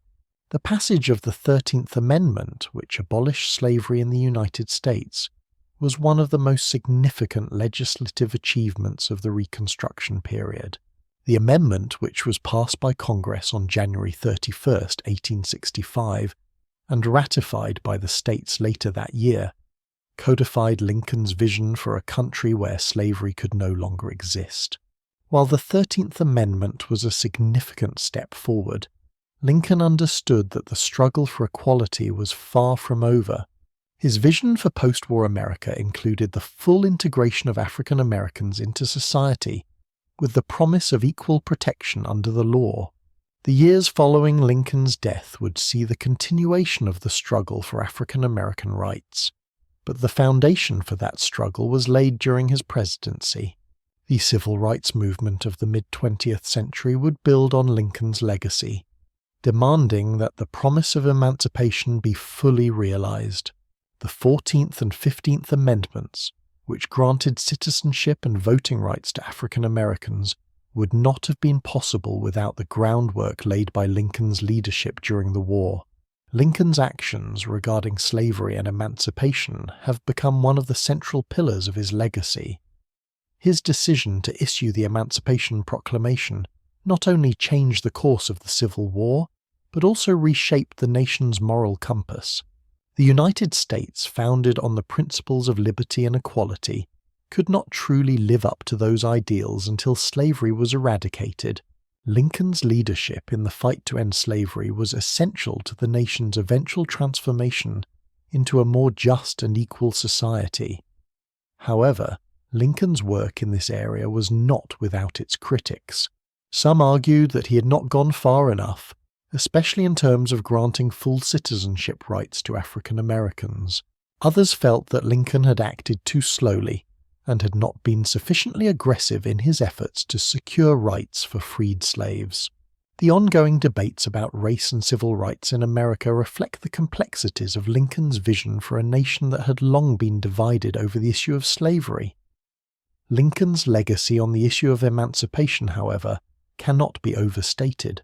He was the first president in American history to fully commit to ending slavery and to lead the nation through the difficult process of abolition. His actions set the stage for a broader reckoning with racial injustice in the United States, and his leadership in securing the freedom of millions of African Americans forever changed the country. Lincoln's commitment to the abolition of slavery also transformed the character of the presidency itself. His willingness to challenge the entrenched systems of power and his ability to lead a deeply divided nation toward a more just future became a model for future leaders. Lincoln's approach to the moral and political questions of his time, grounded in the principles of liberty, equality, and justice, remains a touchstone for American political thought and leadership. In the years following Lincoln's death, his vision of freedom and equality would continue to shape the nation's trajectory. The fight for civil rights and racial equality would face setbacks and challenges, but the moral and legal foundations laid by Lincoln during his presidency would provide the framework for future generations of Americans to build on. Lincoln's legacy of emancipation remains central to the nation's identity, and his example of leadership continues to inspire those who fight for freedom, justice, and equality. Abraham Lincoln's presidency was defined not only by the unprecedented challenges of leading the nation through the Civil War, but also by his extraordinary political genius. Lincoln's ability to navigate political crises, balance competing interests, and build consensus amid national division is a testament to his leadership. His skills as a politician were as essential to his success as his moral convictions and military decisions, and they played a crucial role in preserving the Union and securing the abolition of slavery. At the onset of the Civil War, Lincoln faced a divided nation and a fragmented political landscape. The Democratic Party, the country's dominant political force, was split between northern and southern factions. The Republican Party, still in its infancy, was deeply committed to the idea of limiting the expansion of slavery into new territories, but was not yet unified on how to handle the South. Lincoln's ability to bridge these divides and bring together different factions within the Republican Party and across the nation would prove critical to his success. One of Lincoln's greatest political challenges was his ability to maintain the support of the border states, slave states that remained loyal to the Union. These states were geographically and economically tied to the South, and many of their citizens had strong sympathies for the Confederate cause. Lincoln understood that the border states would be crucial in the Union's war effort, and he took great care in navigating the complex political realities of these states. His approach was cautious, prioritizing the preservation of the Union over the immediate abolition of slavery in these areas. Lincoln's ability to balance the needs of the Union with the political realities of the border states helped to keep them in the fold during the war, even as tensions between North and South grew. Lincoln's political genius was also evident in his approach to the press and public opinion. During the war, the press was often a powerful force, shaping public sentiment and influencing the political climate. Lincoln recognized the importance of managing public perception, and he deftly handled his relationship with the media. At times, he used the press to rally support for the war effort, while at other times, he would quietly manage dissenting voices. Lincoln's ability to engage with the press, despite its criticism and harsh rhetoric, was crucial in maintaining morale and keeping the public focused on the larger goals of the war. One of the most remarkable aspects of Lincoln's political leadership was his ability to adapt to the changing circumstances of the war. In the early years of the conflict, Lincoln focused on military strategy and maintaining national unity. As the war progressed, however, he recognized that the question of slavery could no longer be ignored. Lincoln understood that the war's outcome depended not only on military victory, but also on addressing the moral and political question of slavery. His decision to issue the Emancipation Proclamation in 1863 was a masterstroke of political leadership. It transformed the war from a conflict to preserve the Union into a war for freedom and equality, changing the moral calculus of the conflict and galvanizing public support for the Union cause. In addition to his political acumen, Lincoln's ability to manage competing factions within his own party was a key element of his leadership. The Republican Party, even as it united around Lincoln, was not a monolithic force. The party was divided between moderates, conservatives, and radical Republicans, who pushed for more immediate and radical measures to abolish slavery. Lincoln, a moderate by temperament and philosophy, had to carefully navigate these divisions, balancing the demands of the radicals with the more conservative elements of his party. At times, he would compromise with the radicals, offering them support on key issues, but at other times, he would temper their demands to keep the party unified and focused on the broader goal of preserving the Union. Perhaps Lincoln's greatest political triumph was his ability to maintain the nation's unity in the face of incredible adversity. The Civil War was not just a military conflict. It was also a battle for the soul of the nation. Lincoln's leadership ensured that the Union remained focused on its central mission, even as the war's toll mounted. His ability to connect with the American people, to inspire them with his speeches and his unwavering resolve, played a central role in keeping the nation united. His second inaugural address, delivered in March 1865, is a prime example of his ability to inspire and unite. In it, he called for reconciliation and healing, even as he recognized the deep divisions caused by the war. Lincoln's political skill also extended to his handling of the Constitution and its interpretation. As the nation grappled with the challenges of war and national survival, Lincoln understood the need to balance executive power with constitutional limitations. While he took bold actions, such as suspending the writ of habeas corpus in certain areas and issuing the Emancipation Proclamation, he also understood the importance of legal and constitutional constraints. His leadership style was one of flexibility, always adjusting to the evolving needs of the war while respecting the broader principles of constitutional democracy. Even in the face of great personal and political challenges, Lincoln remained steadfast in his commitment to the principles of liberty and equality. His moral clarity, combined with his political pragmatism, allowed him to navigate the most complex political terrain in American history. His leadership was not without its flaws, and he made mistakes, but his ability to adapt, to learn from his mistakes and to persist in the face of adversity made him one of the greatest political leaders in American history. Lincoln's political genius was not just about navigating the immediate challenges of war. It was about shaping the future of the United States.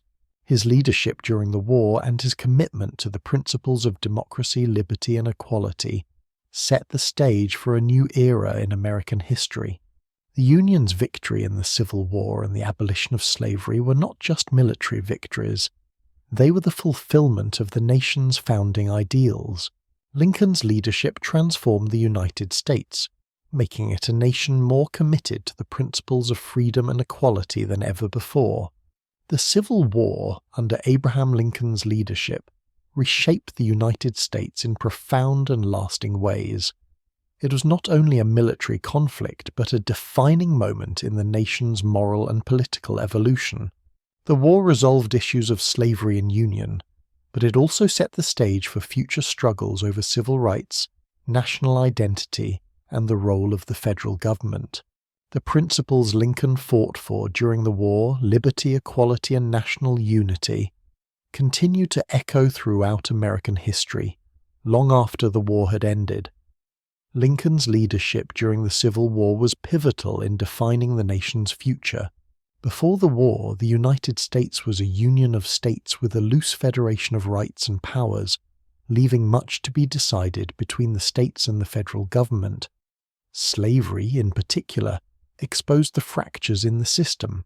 Lincoln's commitment to preserving the Union was rooted in his belief that the United States was a single, indivisible nation, and that the Union could not be broken up by states asserting their right to leave. His preservation of the Union therefore not only ended slavery but fundamentally shifted the relationship between the states and the federal government. Lincoln's use of federal authority during the war established the precedents for a stronger central government. His actions, such as suspending the writ of habeas corpus, his issuance of the Emancipation Proclamation, and his ability to mobilize resources for the war effort, demonstrated that the federal government could exert significant influence over individual states. While these actions were seen as necessary during the war, they also laid the foundation for future expansions of federal power, which would be debated and contested throughout American history. Beyond political shifts, the Civil War brought about profound social changes, especially regarding African Americans. Lincoln's leadership in securing the abolition of slavery through the Emancipation Proclamation and the passage of the 13th Amendment permanently altered the social fabric of the United States. The war resulted in the end of the institution of slavery, freeing millions of African Americans and laying the groundwork for their future struggle for equality. However, Lincoln's vision for a just and integrated society was left unfinished at the time of his death. The Reconstruction period that followed Lincoln's assassination was fraught with challenges. The Southern states, once part of the Confederacy, had to be reintegrated into the Union, and the newly freed African Americans had to navigate a world of uncertain civil rights and racial violence. Lincoln had hoped for a quick and compassionate reunification of the Union, with the full rights of freedom and citizenship extended to all Americans, regardless of race. His vision for Reconstruction was one of healing and forgiveness, with the emphasis on rebuilding the nation and reconciling the wounds caused by the war. However, after Lincoln's death, Reconstruction took a different path. Andrew Johnson, who succeeded Lincoln, pursued a more lenient approach to reintegrating the Southern states, which ultimately alienated radical Republicans in Congress, who sought stronger protections for African Americans. As a result, the period of Reconstruction saw the rise of racial discrimination, segregation, and the implementation of black codes in the South, which restricted the freedoms of African Americans despite the constitutional amendments that had been passed. Although Lincoln's assassination left a painful gap in leadership during Reconstruction, his legacy remained intact in the fight for civil rights and the end of slavery. The 14th and 15th Amendments, which granted African Americans citizenship and voting rights, were passed in the years following his death, though the promise of equality for African Americans would continue to be contested for many years to come. The enduring legacy of the Civil War and Lincoln's presidency can be seen in the movements for civil rights in the 20th century. Lincoln's moral clarity on the issue of slavery and equality served as a touchstone for later generations fighting for equal rights. Leaders such as Martin Luther King Jr. and the civil rights movement invoked Lincoln's words and actions in their struggle for racial justice, seeking to extend the promise of freedom to African Americans who had yet to achieve full equality. Though Lincoln's vision for racial equality was never fully realized in his lifetime, the foundation he laid for a nation committed to liberty, equality, and justice continues to shape America today. The transformation of the United States from a nation divided over slavery to one committed to civil rights was a long, difficult process. But Lincoln's leadership during the war set the course for the future. His commitment to preserving the Union and ending slavery created the framework for future struggles for equality and justice. The Civil War also marked the beginning of the United States' emergence as a world power. The nation's ability to weather such a devastating conflict, preserve its union, and redefine its values proved its resilience and laid the foundation for its future influence on the global stage. As the 20th century unfolded, the United States would grow into a global leader, with its ideals of democracy, freedom, and equality serving as a model for nations around the world. Lincoln's legacy, therefore, is not just about the immediate results of the Civil War, it's about how his leadership influenced the trajectory of the nation.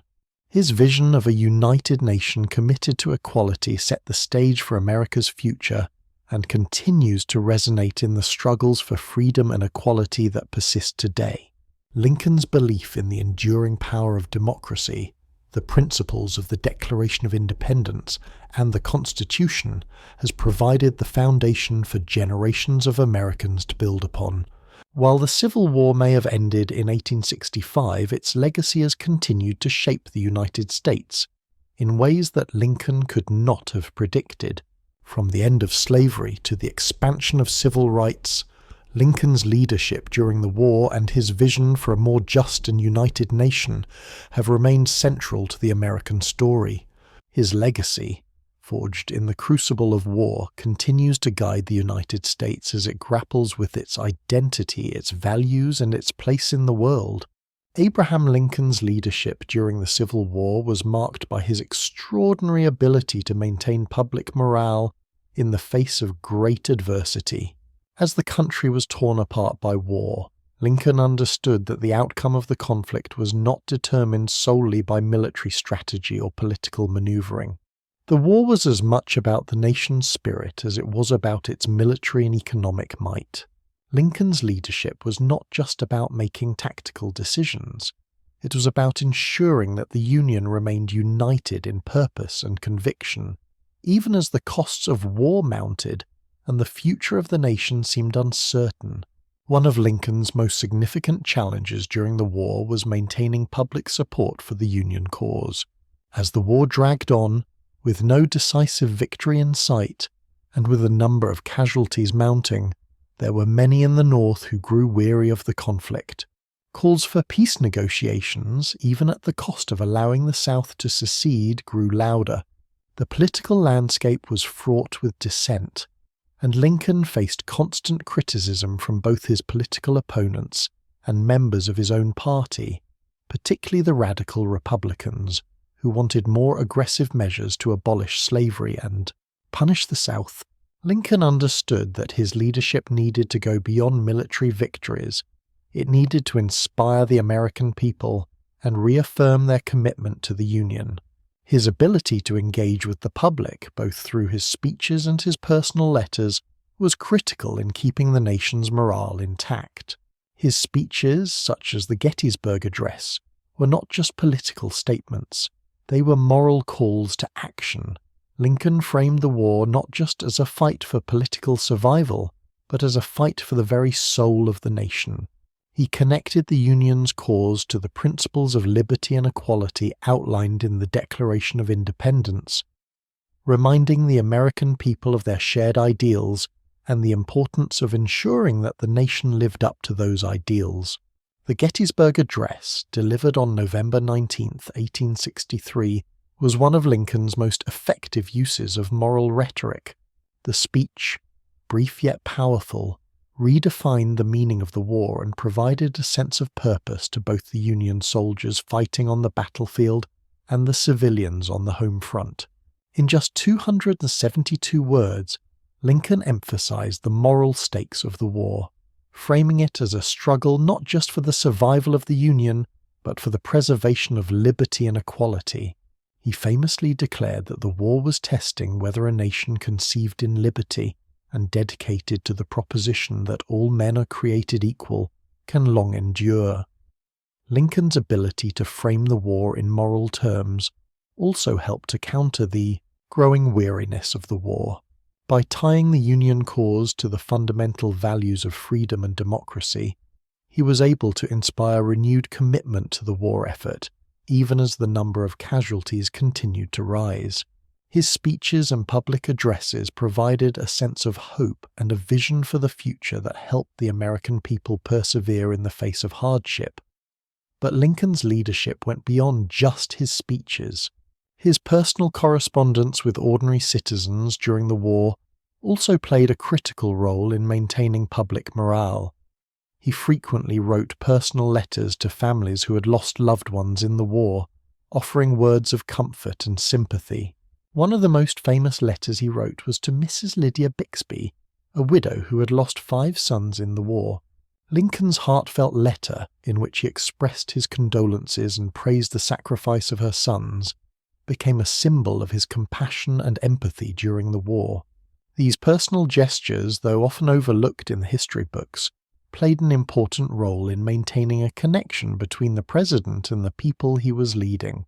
Moreover, Lincoln's ability to manage conflict within his own cabinet also demonstrated his political acumen. His cabinet was made up of strong-willed individuals, some of whom had initially opposed his election. Yet Lincoln managed to bring together a diverse group of men from different political factions, creating a team of rivals that, despite frequent disagreements, worked together to achieve the Union's goals.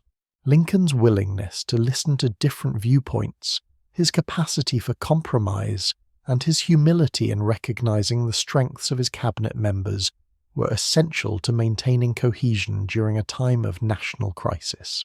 His ability to work with men like William H. Seward, his Secretary of State, and Edwin M. Stanton, his Secretary of War, despite their differences, was key to his success. Despite his remarkable ability to inspire the nation, Lincoln was not immune to the personal toll of the war. The constant pressure, the weight of military setbacks, and the personal grief he experienced from the loss of his son Willie took a toll on him. His health suffered, and he became more withdrawn at times, but his resilience allowed him to continue leading. Lincoln's ability to compartmentalize his personal struggles and maintain focus on his duty as president was a testament to his strength of character. Lincoln's leadership style was one of deep empathy and quiet resolve. He understood the sacrifices being made by soldiers and their families, and he was committed to ensuring that those sacrifices were not in vain. He also had a deep understanding of the moral and political stakes of the war. The outcome of the Civil War, he believed, would determine whether the nation would live up to its ideals of liberty and equality. For Lincoln, the war was not just a battle to preserve the Union, it was a battle to redefine the nation's soul, to ensure that the promises of the Declaration of Independence were fulfilled for all people, not just the privileged few. As the war entered its final stages, with Union victory on the horizon, Lincoln's ability to maintain morale continued to play a crucial role in sustaining the Union cause. His leadership helped guide the country through its darkest days, and his vision for a unified and equal nation became a rallying cry for the American people. His belief in the nation's enduring ideals, and his ability to inspire those ideals in others, ensured that the United States would emerge from the war stronger and more committed to its founding principles. As the Civil War entered its final stages in 1865, Abraham Lincoln's leadership was characterized by a steady resolve that would guide the nation toward its ultimate victory. The Union was on the cusp of success, with the Confederate Army nearing collapse and General Robert E. Lee's forces in retreat. Yet, even as victory seemed assured, Lincoln's leadership continued to be tested by the challenges of overseeing the Union's war effort, managing political divisions, and navigating the tumultuous process of Reconstruction. Lincoln's political acumen, moral clarity, and vision for the future of the United States were never more evident than in the final months of his presidency. By early 1865, the Confederate States were beginning to disintegrate. The South's resources were exhausted, and its military capacity was severely weakened. Despite their dwindling hopes of victory, the Confederate leadership under President Jefferson Davis continued to resist the Union's efforts, but Lincoln, bolstered by the success of his generals and the military successes of Grant and Sherman, remained committed to a final push to ensure the Union's victory. Lincoln's political vision was more than just a military goal. It was also about rebuilding a nation that had been torn apart by years of war. He believed that the Union could only be preserved through a careful and inclusive approach to Reconstruction, and he worked tirelessly to set the stage for what would follow the war's end. Lincoln's approach to Reconstruction was focused on forgiveness and reconciliation rather than retribution, which set him apart from many in the North who called for harsh punishment of the South for its rebellion. Lincoln's vision was clear. The Southern states should be reintegrated into the Union with minimal resistance, and the newly freed African Americans should be given the rights and opportunities to build their lives as full citizens. In his second inaugural address, delivered on March 4, 1865, Lincoln set the tone for the country's future. In this famous speech, Lincoln struck a tone of unity and reconciliation, even in the face of the war's devastation. Rather than calling for retribution against the Southern states, Lincoln called for malice toward none, urging the nation to forgive the South for its rebellion and to move forward as one. Lincoln's commitment to a peaceful, compassionate Reconstruction was evident in his belief that the best way to heal the wounds of war was to embrace forgiveness rather than revenge. While his leadership and vision for post-war Reconstruction were grounded in generosity, Lincoln also understood that the nation's future depended on addressing the moral legacy of slavery. The 13th Amendment, which had been passed by Congress in January 1865, was the legislative fulfillment of the Emancipation Proclamation. The amendment formally abolished slavery in the United States, ensuring that slavery would never again be part of the American landscape. While this was a monumental achievement, Lincoln knew that the fight for racial equality was far from over. The battle for civil rights would continue, but Lincoln's legacy on this front would set the stage for future generations to fight for full equality under the law. As the war neared its end, Lincoln continued to focus on the practicalities of Reconstruction. He sought to rebuild the Southern economy and integrate the South back into the political structure of the United States. Lincoln envisioned a future where the former Confederate states would quickly rejoin the Union, and the process of Reconstruction would move forward without delay. He believed that the quicker the South was reintegrated, the sooner the nation could move past its divisions and rebuild itself. However, Lincoln's life and leadership were cut short on April 14, 1865, when he was assassinated by John Wilkes Booth while attending a play at Ford's Theatre in Washington, D.C. The assassination, occurring just days after General Lee's surrender at Appomattox, threw the nation into mourning. The Union had won the war and slavery had been abolished, but Lincoln's death left a profound gap in the leadership of the nation. His successor, Andrew Johnson, would struggle to carry forward Lincoln's vision of Reconstruction and would face intense opposition from the radical Republicans in Congress, who sought a more aggressive approach to rebuilding the South and securing the rights of African Americans. While Johnson would eventually take charge of the Reconstruction process, Lincoln's vision of charity and healing was not fully realized in the years following his death.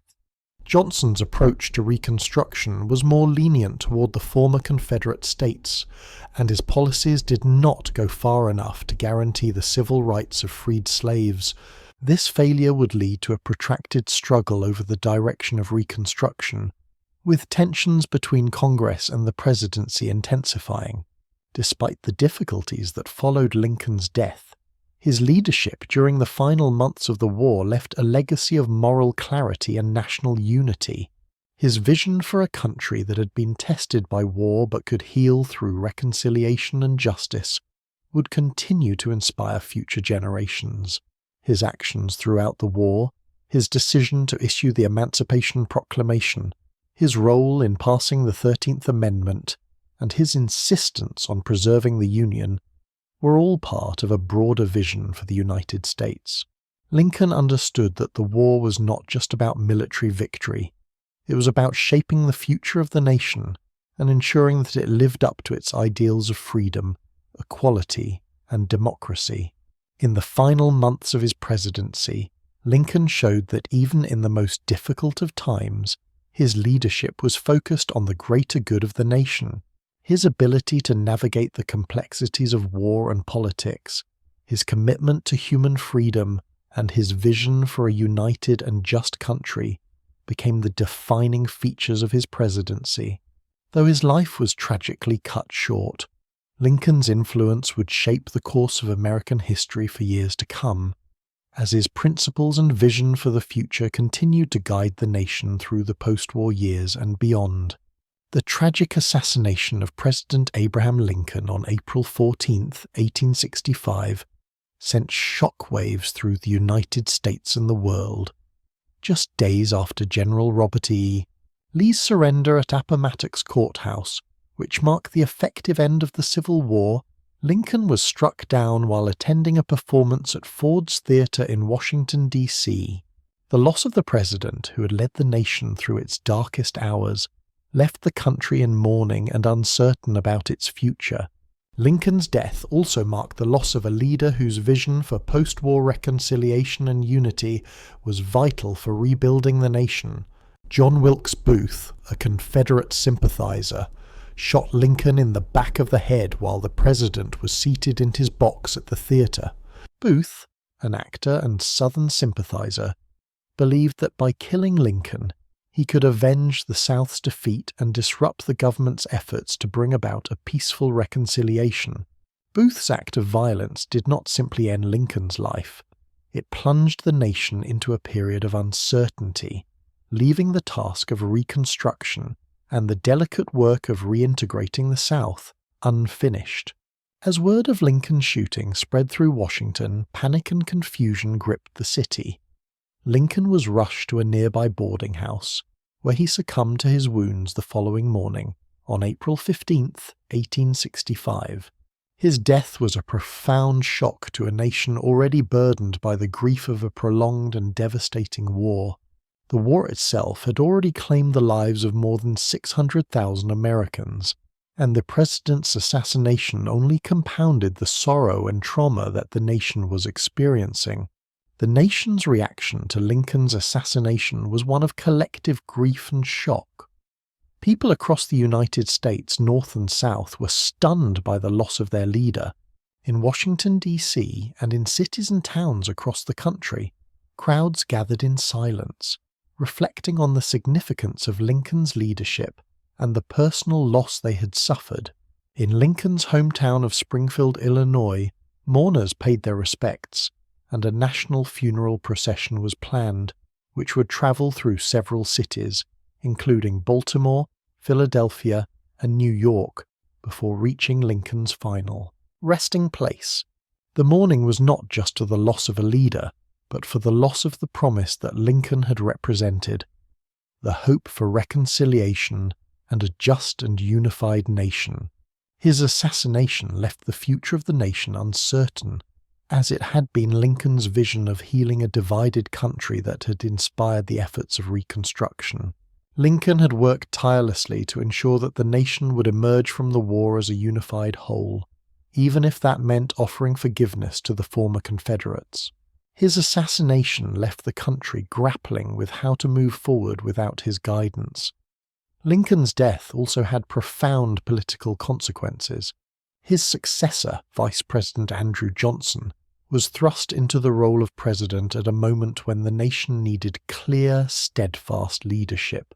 Johnson, a Southern Democrat who'd remained loyal to the Union during the war, was viewed with suspicion by many Northern Republicans, particularly the radical Republicans who sought a more aggressive approach to Reconstruction. Johnson's policies, which were more lenient toward the southern states, conflicted with the more punitive approach favored by many in the Republican-controlled Congress. Johnson's handling of Reconstruction would not live up to the expectations set by Lincoln. He focused on quickly reintegrating the southern states with minimal protections for the newly freed African Americans, which led to a rise in racial violence and the passing of the Black Codes in the South, which severely restricted the rights of freed slaves. These policies led to intense conflict between Johnson and Congress, which ultimately resulted in Johnson's impeachment in 1868. However, Johnson was acquitted, and the issue of Reconstruction remained contentious for many years. Despite the turmoil that followed Lincoln's death, his moral vision continued to resonate. Lincoln's commitment to equality, justice, and the preservation of the Union set the course for the future, even if the immediate aftermath of his assassination was marked by political and racial strife. The 13th, 14th, and 15th Amendments, which abolished slavery, granted citizenship, and protected voting rights for African Americans, were passed after his death, but were directly influenced by the principles Lincoln had fought for during the war. Although Lincoln did not live to see the full realization of his vision, the work he had started continued to shape the trajectory of the nation. The legacy of Lincoln's leadership, grounded in his moral clarity and his ability to guide the nation through its darkest days, has endured to this day. His assassination did not diminish his place as one of the greatest presidents in American history. Lincoln's example of resilience, humility, and commitment to justice continues to serve as a beacon for future generations of leaders. In the years following his death, Lincoln's memory was enshrined not only in monuments and statues, but in the values that he fought to uphold: a united nation, freedom for all, and equality under the law. Lincoln's leadership, even in death, became a symbol of the United States' continued commitment to the ideals of the American Revolution, and his legacy continues to shape the country's identity and its ongoing struggles for civil rights and justice. The assassination of Abraham Lincoln in April 1865 left the nation in a state of profound grief and uncertainty. The war was won, slavery had been abolished, and the Confederate States were in the process of reintegration. Yet without Lincoln's leadership, the path forward seemed unclear. His death raised questions about how to rebuild the South, how to integrate the newly freed African Americans into society, and how to ensure that the principles of freedom and equality would be fully realized in post-war America. The challenges of Reconstruction became more complex after Lincoln's assassination. His successor, Andrew Johnson, took office with a radically different approach to Reconstruction than Lincoln had envisioned. While Lincoln had believed in a policy of reconciliation and leniency toward the South, Johnson's approach was less compassionate and more focused on swiftly reuniting the nation without significant protections for the rights of the freed slaves. This difference in vision would lead to political clashes, particularly with the radical Republicans in Congress, who were advocating for stronger measures to ensure the civil rights of African Americans. One of the main points of contention between Johnson and Congress was his approach to the southern states' reintegration. Johnson offered a lenient plan that allowed many former Confederate leaders to regain their political power, which alarmed the radical Republicans. They feared that allowing the South to quickly return to its pre-war state, without securing the rights of the newly freed African Americans, would lead to a restoration of the old Southern social and racial order. Johnson's policies were further undermined by the rise of the Black Codes, which were implemented in Southern states and aimed at restricting the rights of freed slaves. These laws, which limited the economic and personal freedoms of African Americans, fueled tension and anger in the North, leading to further division in the country. Meanwhile, congressional Reconstruction sought to impose strict conditions on the Southern states. In 1867, Congress passed the Reconstruction Acts, which divided the South into military districts and required Southern states to adopt new constitutions that guaranteed the rights of African Americans before they could be readmitted to the Union. This was a significant step toward securing civil rights for African Americans, though it would not be fully realized for decades to come. During this turbulent period, the 13th, 14th, and 15th Amendments were passed, laying the groundwork for what Lincoln had hoped for, a nation where all men, regardless of race, could enjoy the benefits of liberty and equality. The 13th Amendment, which abolished slavery, had been passed in January 1865, just months before Lincoln's death. The 14th Amendment, which granted citizenship and equal protection under the law to all people born in the United States, and the 15th Amendment, which granted voting rights to African American men, were passed later in 1868 and 1870, respectively. These amendments represented the culmination of Lincoln's efforts to ensure that the nation lived up to the ideals of freedom and equality he had championed during the Civil War. However, the implementation of these amendments was far from straightforward. Southern resistance to African American civil rights was fierce, and the federal government struggled to enforce these protections effectively. In the years following Reconstruction, Jim Crow laws were enacted in the South, institutionalizing racial segregation and disenfranchising African Americans for decades to come. These laws were a direct response to the promise of equality set forth by Lincoln and the Reconstruction Amendments, and they delayed the full realization of his vision for a just and equal nation. Despite these setbacks, Lincoln's legacy endured throughout the Reconstruction era. The principles he fought for, freedom, equality, and national unity, continued to guide the nation's struggles during this difficult period. Lincoln's belief in reconciliation, his insistence on a unified nation, and his commitment to the abolition of slavery set the framework for the ongoing battle for civil rights that would span generations. Lincoln's impact on Reconstruction was not just in the laws that were passed, but in the moral foundation he had laid for future generations.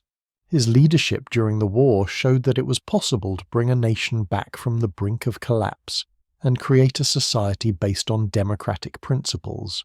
While the actualization of these ideals would be a slow process, the nation never lost sight of the moral vision Lincoln had articulated, that all men are created equal and that the government's role is to protect the rights of all citizens, regardless of race. Though Reconstruction did not fully achieve the goals Lincoln had set out, his moral clarity on the issue of slavery and civil rights continues to resonate today. Lincoln's commitment to a unified and equal America set the stage for the civil rights movements of the 20th century, where his ideals would be invoked again and again in the fight for racial justice. His leadership remains a touchstone for those who continue to push for a more inclusive and just nation. In the aftermath of Lincoln's death, the nation faced a difficult path forward. Reconstruction would continue under different leadership, with varying degrees of success and failure. However, the principles Lincoln fought for, the end of slavery, the integration of freed slaves into society, and the unity of the country, remained a guiding light. The struggle for civil rights and racial equality in America would continue, but the seeds of those movements were planted by Lincoln's vision and his efforts to reshape the nation's character during the Civil War. Abraham Lincoln's leadership during the Civil War and his commitment to ending slavery laid the groundwork for the United States' ongoing struggle for civil rights. Although Lincoln did not live to see the full realization of his vision, his principles became a foundation upon which future generations would continue to build the fight for equality, justice, and the protection of civil liberties. Lincoln's legacy endures in the civil rights movements that followed, as his commitment to freedom and equality continues to inspire efforts toward racial justice in the modern United States. Lincoln's pivotal decision to issue the Emancipation Proclamation in 1863 not only redefined the purpose of the war, but also fundamentally altered the nation's approach to the issue of slavery. The proclamation made the abolition of slavery a central goal of the war, and in doing so it shifted the Union's cause from a struggle to preserve the nation to a fight for the principles of freedom and human dignity. Lincoln's moral clarity in making slavery an issue of national importance played a crucial role in inspiring future movements for racial equality. While the 13th Amendment formally abolished slavery in the United States, the fight for African American rights did not end with the end of the Civil War. The legacy of slavery, the rise of segregation, and the denial of voting rights to African Americans created barriers that would take decades to dismantle.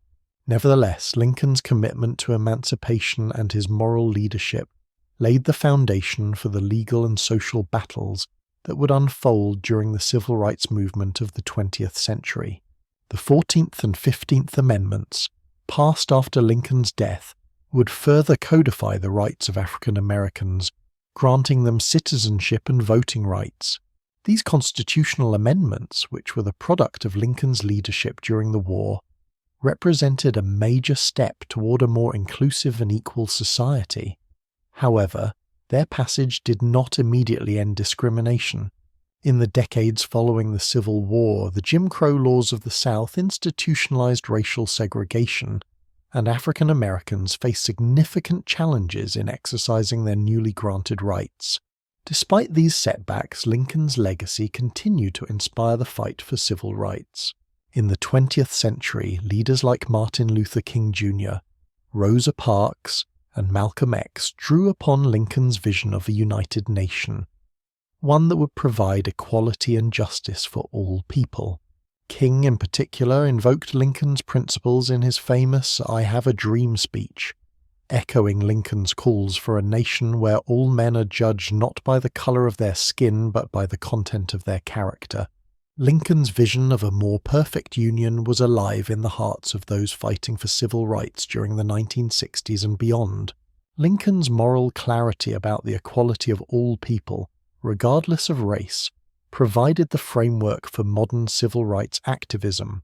The Civil Rights Act of 1964, which outlawed segregation and discrimination in public accommodations, and the Voting Rights Act of 1965, which sought to protect African Americans' right to vote, were direct descendants of the ideals Lincoln fought, for during the Civil War, these legislative achievements, which came almost 100 years after Lincoln's death, reflected the progress that had been made in realizing the promises of liberty and equality enshrined in the Constitution.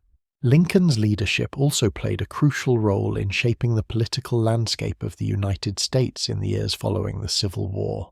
His belief in the importance of a unified nation, where the rights of all citizens are protected, influenced future debates on the role of government and civil rights protections. The federal government's responsibility to protect the rights of individuals, whether in matters of voting, education, or personal liberty, has continued to be a central issue in American political discourse, and Lincoln's leadership remains a cornerstone in that conversation. Beyond the political and legal implications of his presidency, Lincoln's leadership has shaped the national conscience.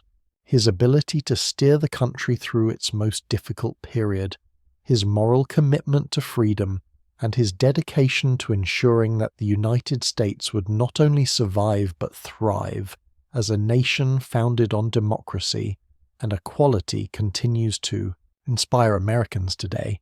Lincoln's legacy is embedded in the national identity of the United States as the nation continues to strive to fulfill the promises of freedom, equality, and justice for all.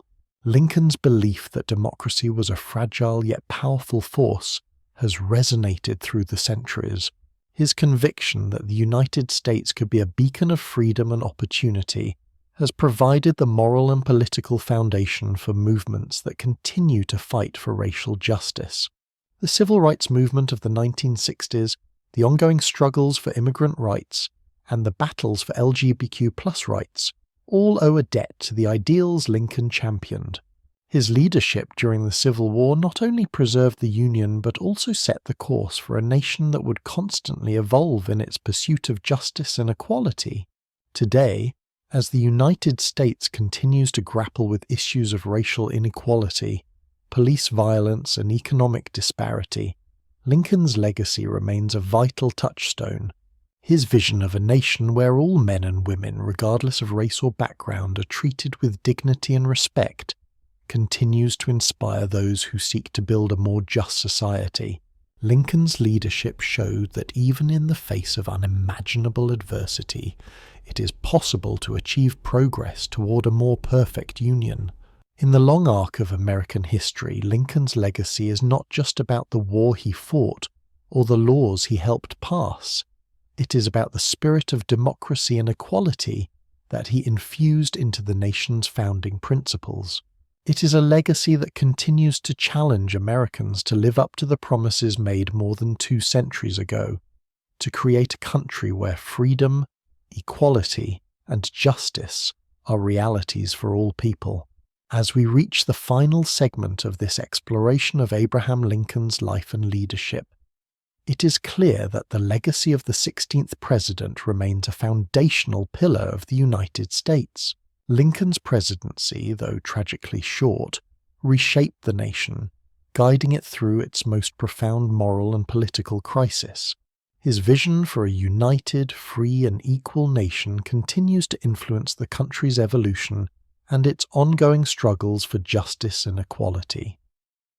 When Lincoln took office in 1861, the nation was on the brink of collapse. The southern states had seceded, and the country was torn apart by the issue of slavery. Over the next 4 years, Lincoln faced immense challenges, military, political, and moral. But his ability to navigate these challenges with resolve, wisdom, and compassion allowed him to preserve the Union and end the institution of slavery. Lincoln's leadership was not just about military victories or political deals. It was about a moral clarity that defined the nation's purpose and direction.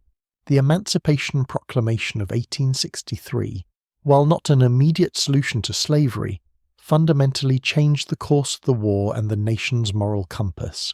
By framing the war as a fight for freedom, Lincoln not only gave the Union cause a clear moral imperative, but also set in motion the eventual abolition of slavery, which would be cemented in the 13th Amendment to the Constitution.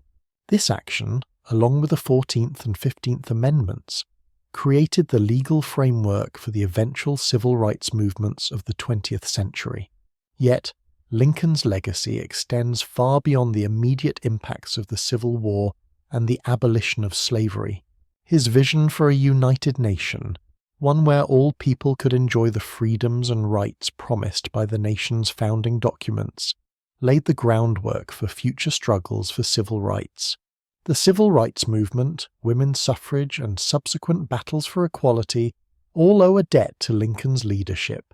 His ability to balance political strategy with moral conviction has set a model for American leadership, inspiring not just political figures, but generations of activists and citizens. Lincoln's second inaugural address, delivered in March 1865, remains one of the most profound statements of moral and political vision ever delivered by an American president.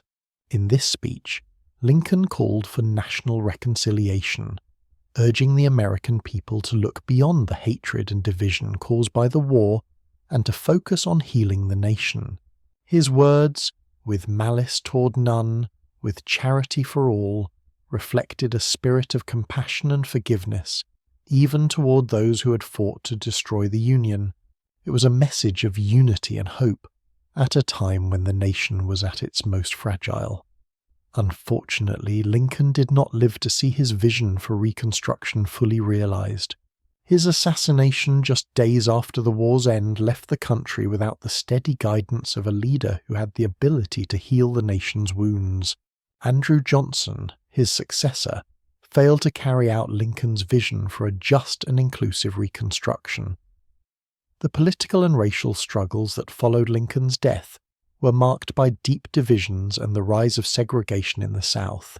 Yet Lincoln's principles continued to guide those who fought for a more just America. In the years after Lincoln's death, his legacy became a touchstone for civil rights activists. Leaders like Martin Luther King Jr. invoked Lincoln's name and the principles he fought for in their calls for equality and justice. King's famous "I Have a Dream" speech drew upon Lincoln's vision of a nation where people were judged not by the color of their skin, but by the content of their character. The civil rights laws passed in the 1960s, the Civil Rights Act of 1964 and the Voting Rights Act of 1965, were the fruition of Lincoln's enduring vision. Even though they came nearly a century after his death, Lincoln's moral clarity, his unwavering commitment to freedom and equality, and his ability to guide the nation through its darkest hours serve as a timeless model of leadership. His presidency set the course for a nation that would eventually expand the rights of all its citizens, even when faced with difficult struggles and setbacks. His ability to unify the nation, even when the forces of division seemed insurmountable, speaks to the power of visionary leadership grounded in moral purpose. Even as the United States continues to grapple with issues of racial inequality, economic justice, and political polarization, the ideal of a unified and just nation remains at the heart of American identity. Lincoln's leadership was not just about the Civil War. It was about ensuring that the American experiment would be grounded in the ideals of liberty, equality, and democracy. These ideals, despite the challenges of history, continue to guide the nation today. In the end, Abraham Lincoln's legacy is one of hope, endurance, and the belief that a nation dedicated to the principles of freedom can, and must, continue to evolve toward greater justice and equality. His leadership during the war, his commitment to abolition, and his vision for a reconciled union set the stage for the United States to become a nation that, while imperfect, aspires to the highest ideals of human dignity. Lincoln's life and work continue to inspire those who fight for a more just and equal world. His vision of a nation where liberty and justice are available to all, regardless of race or background, remains a guiding light for future generations. As we reflect on his extraordinary leadership, we are reminded that his work is not finished. It is a legacy that calls us to continue striving for the America that Lincoln envisioned.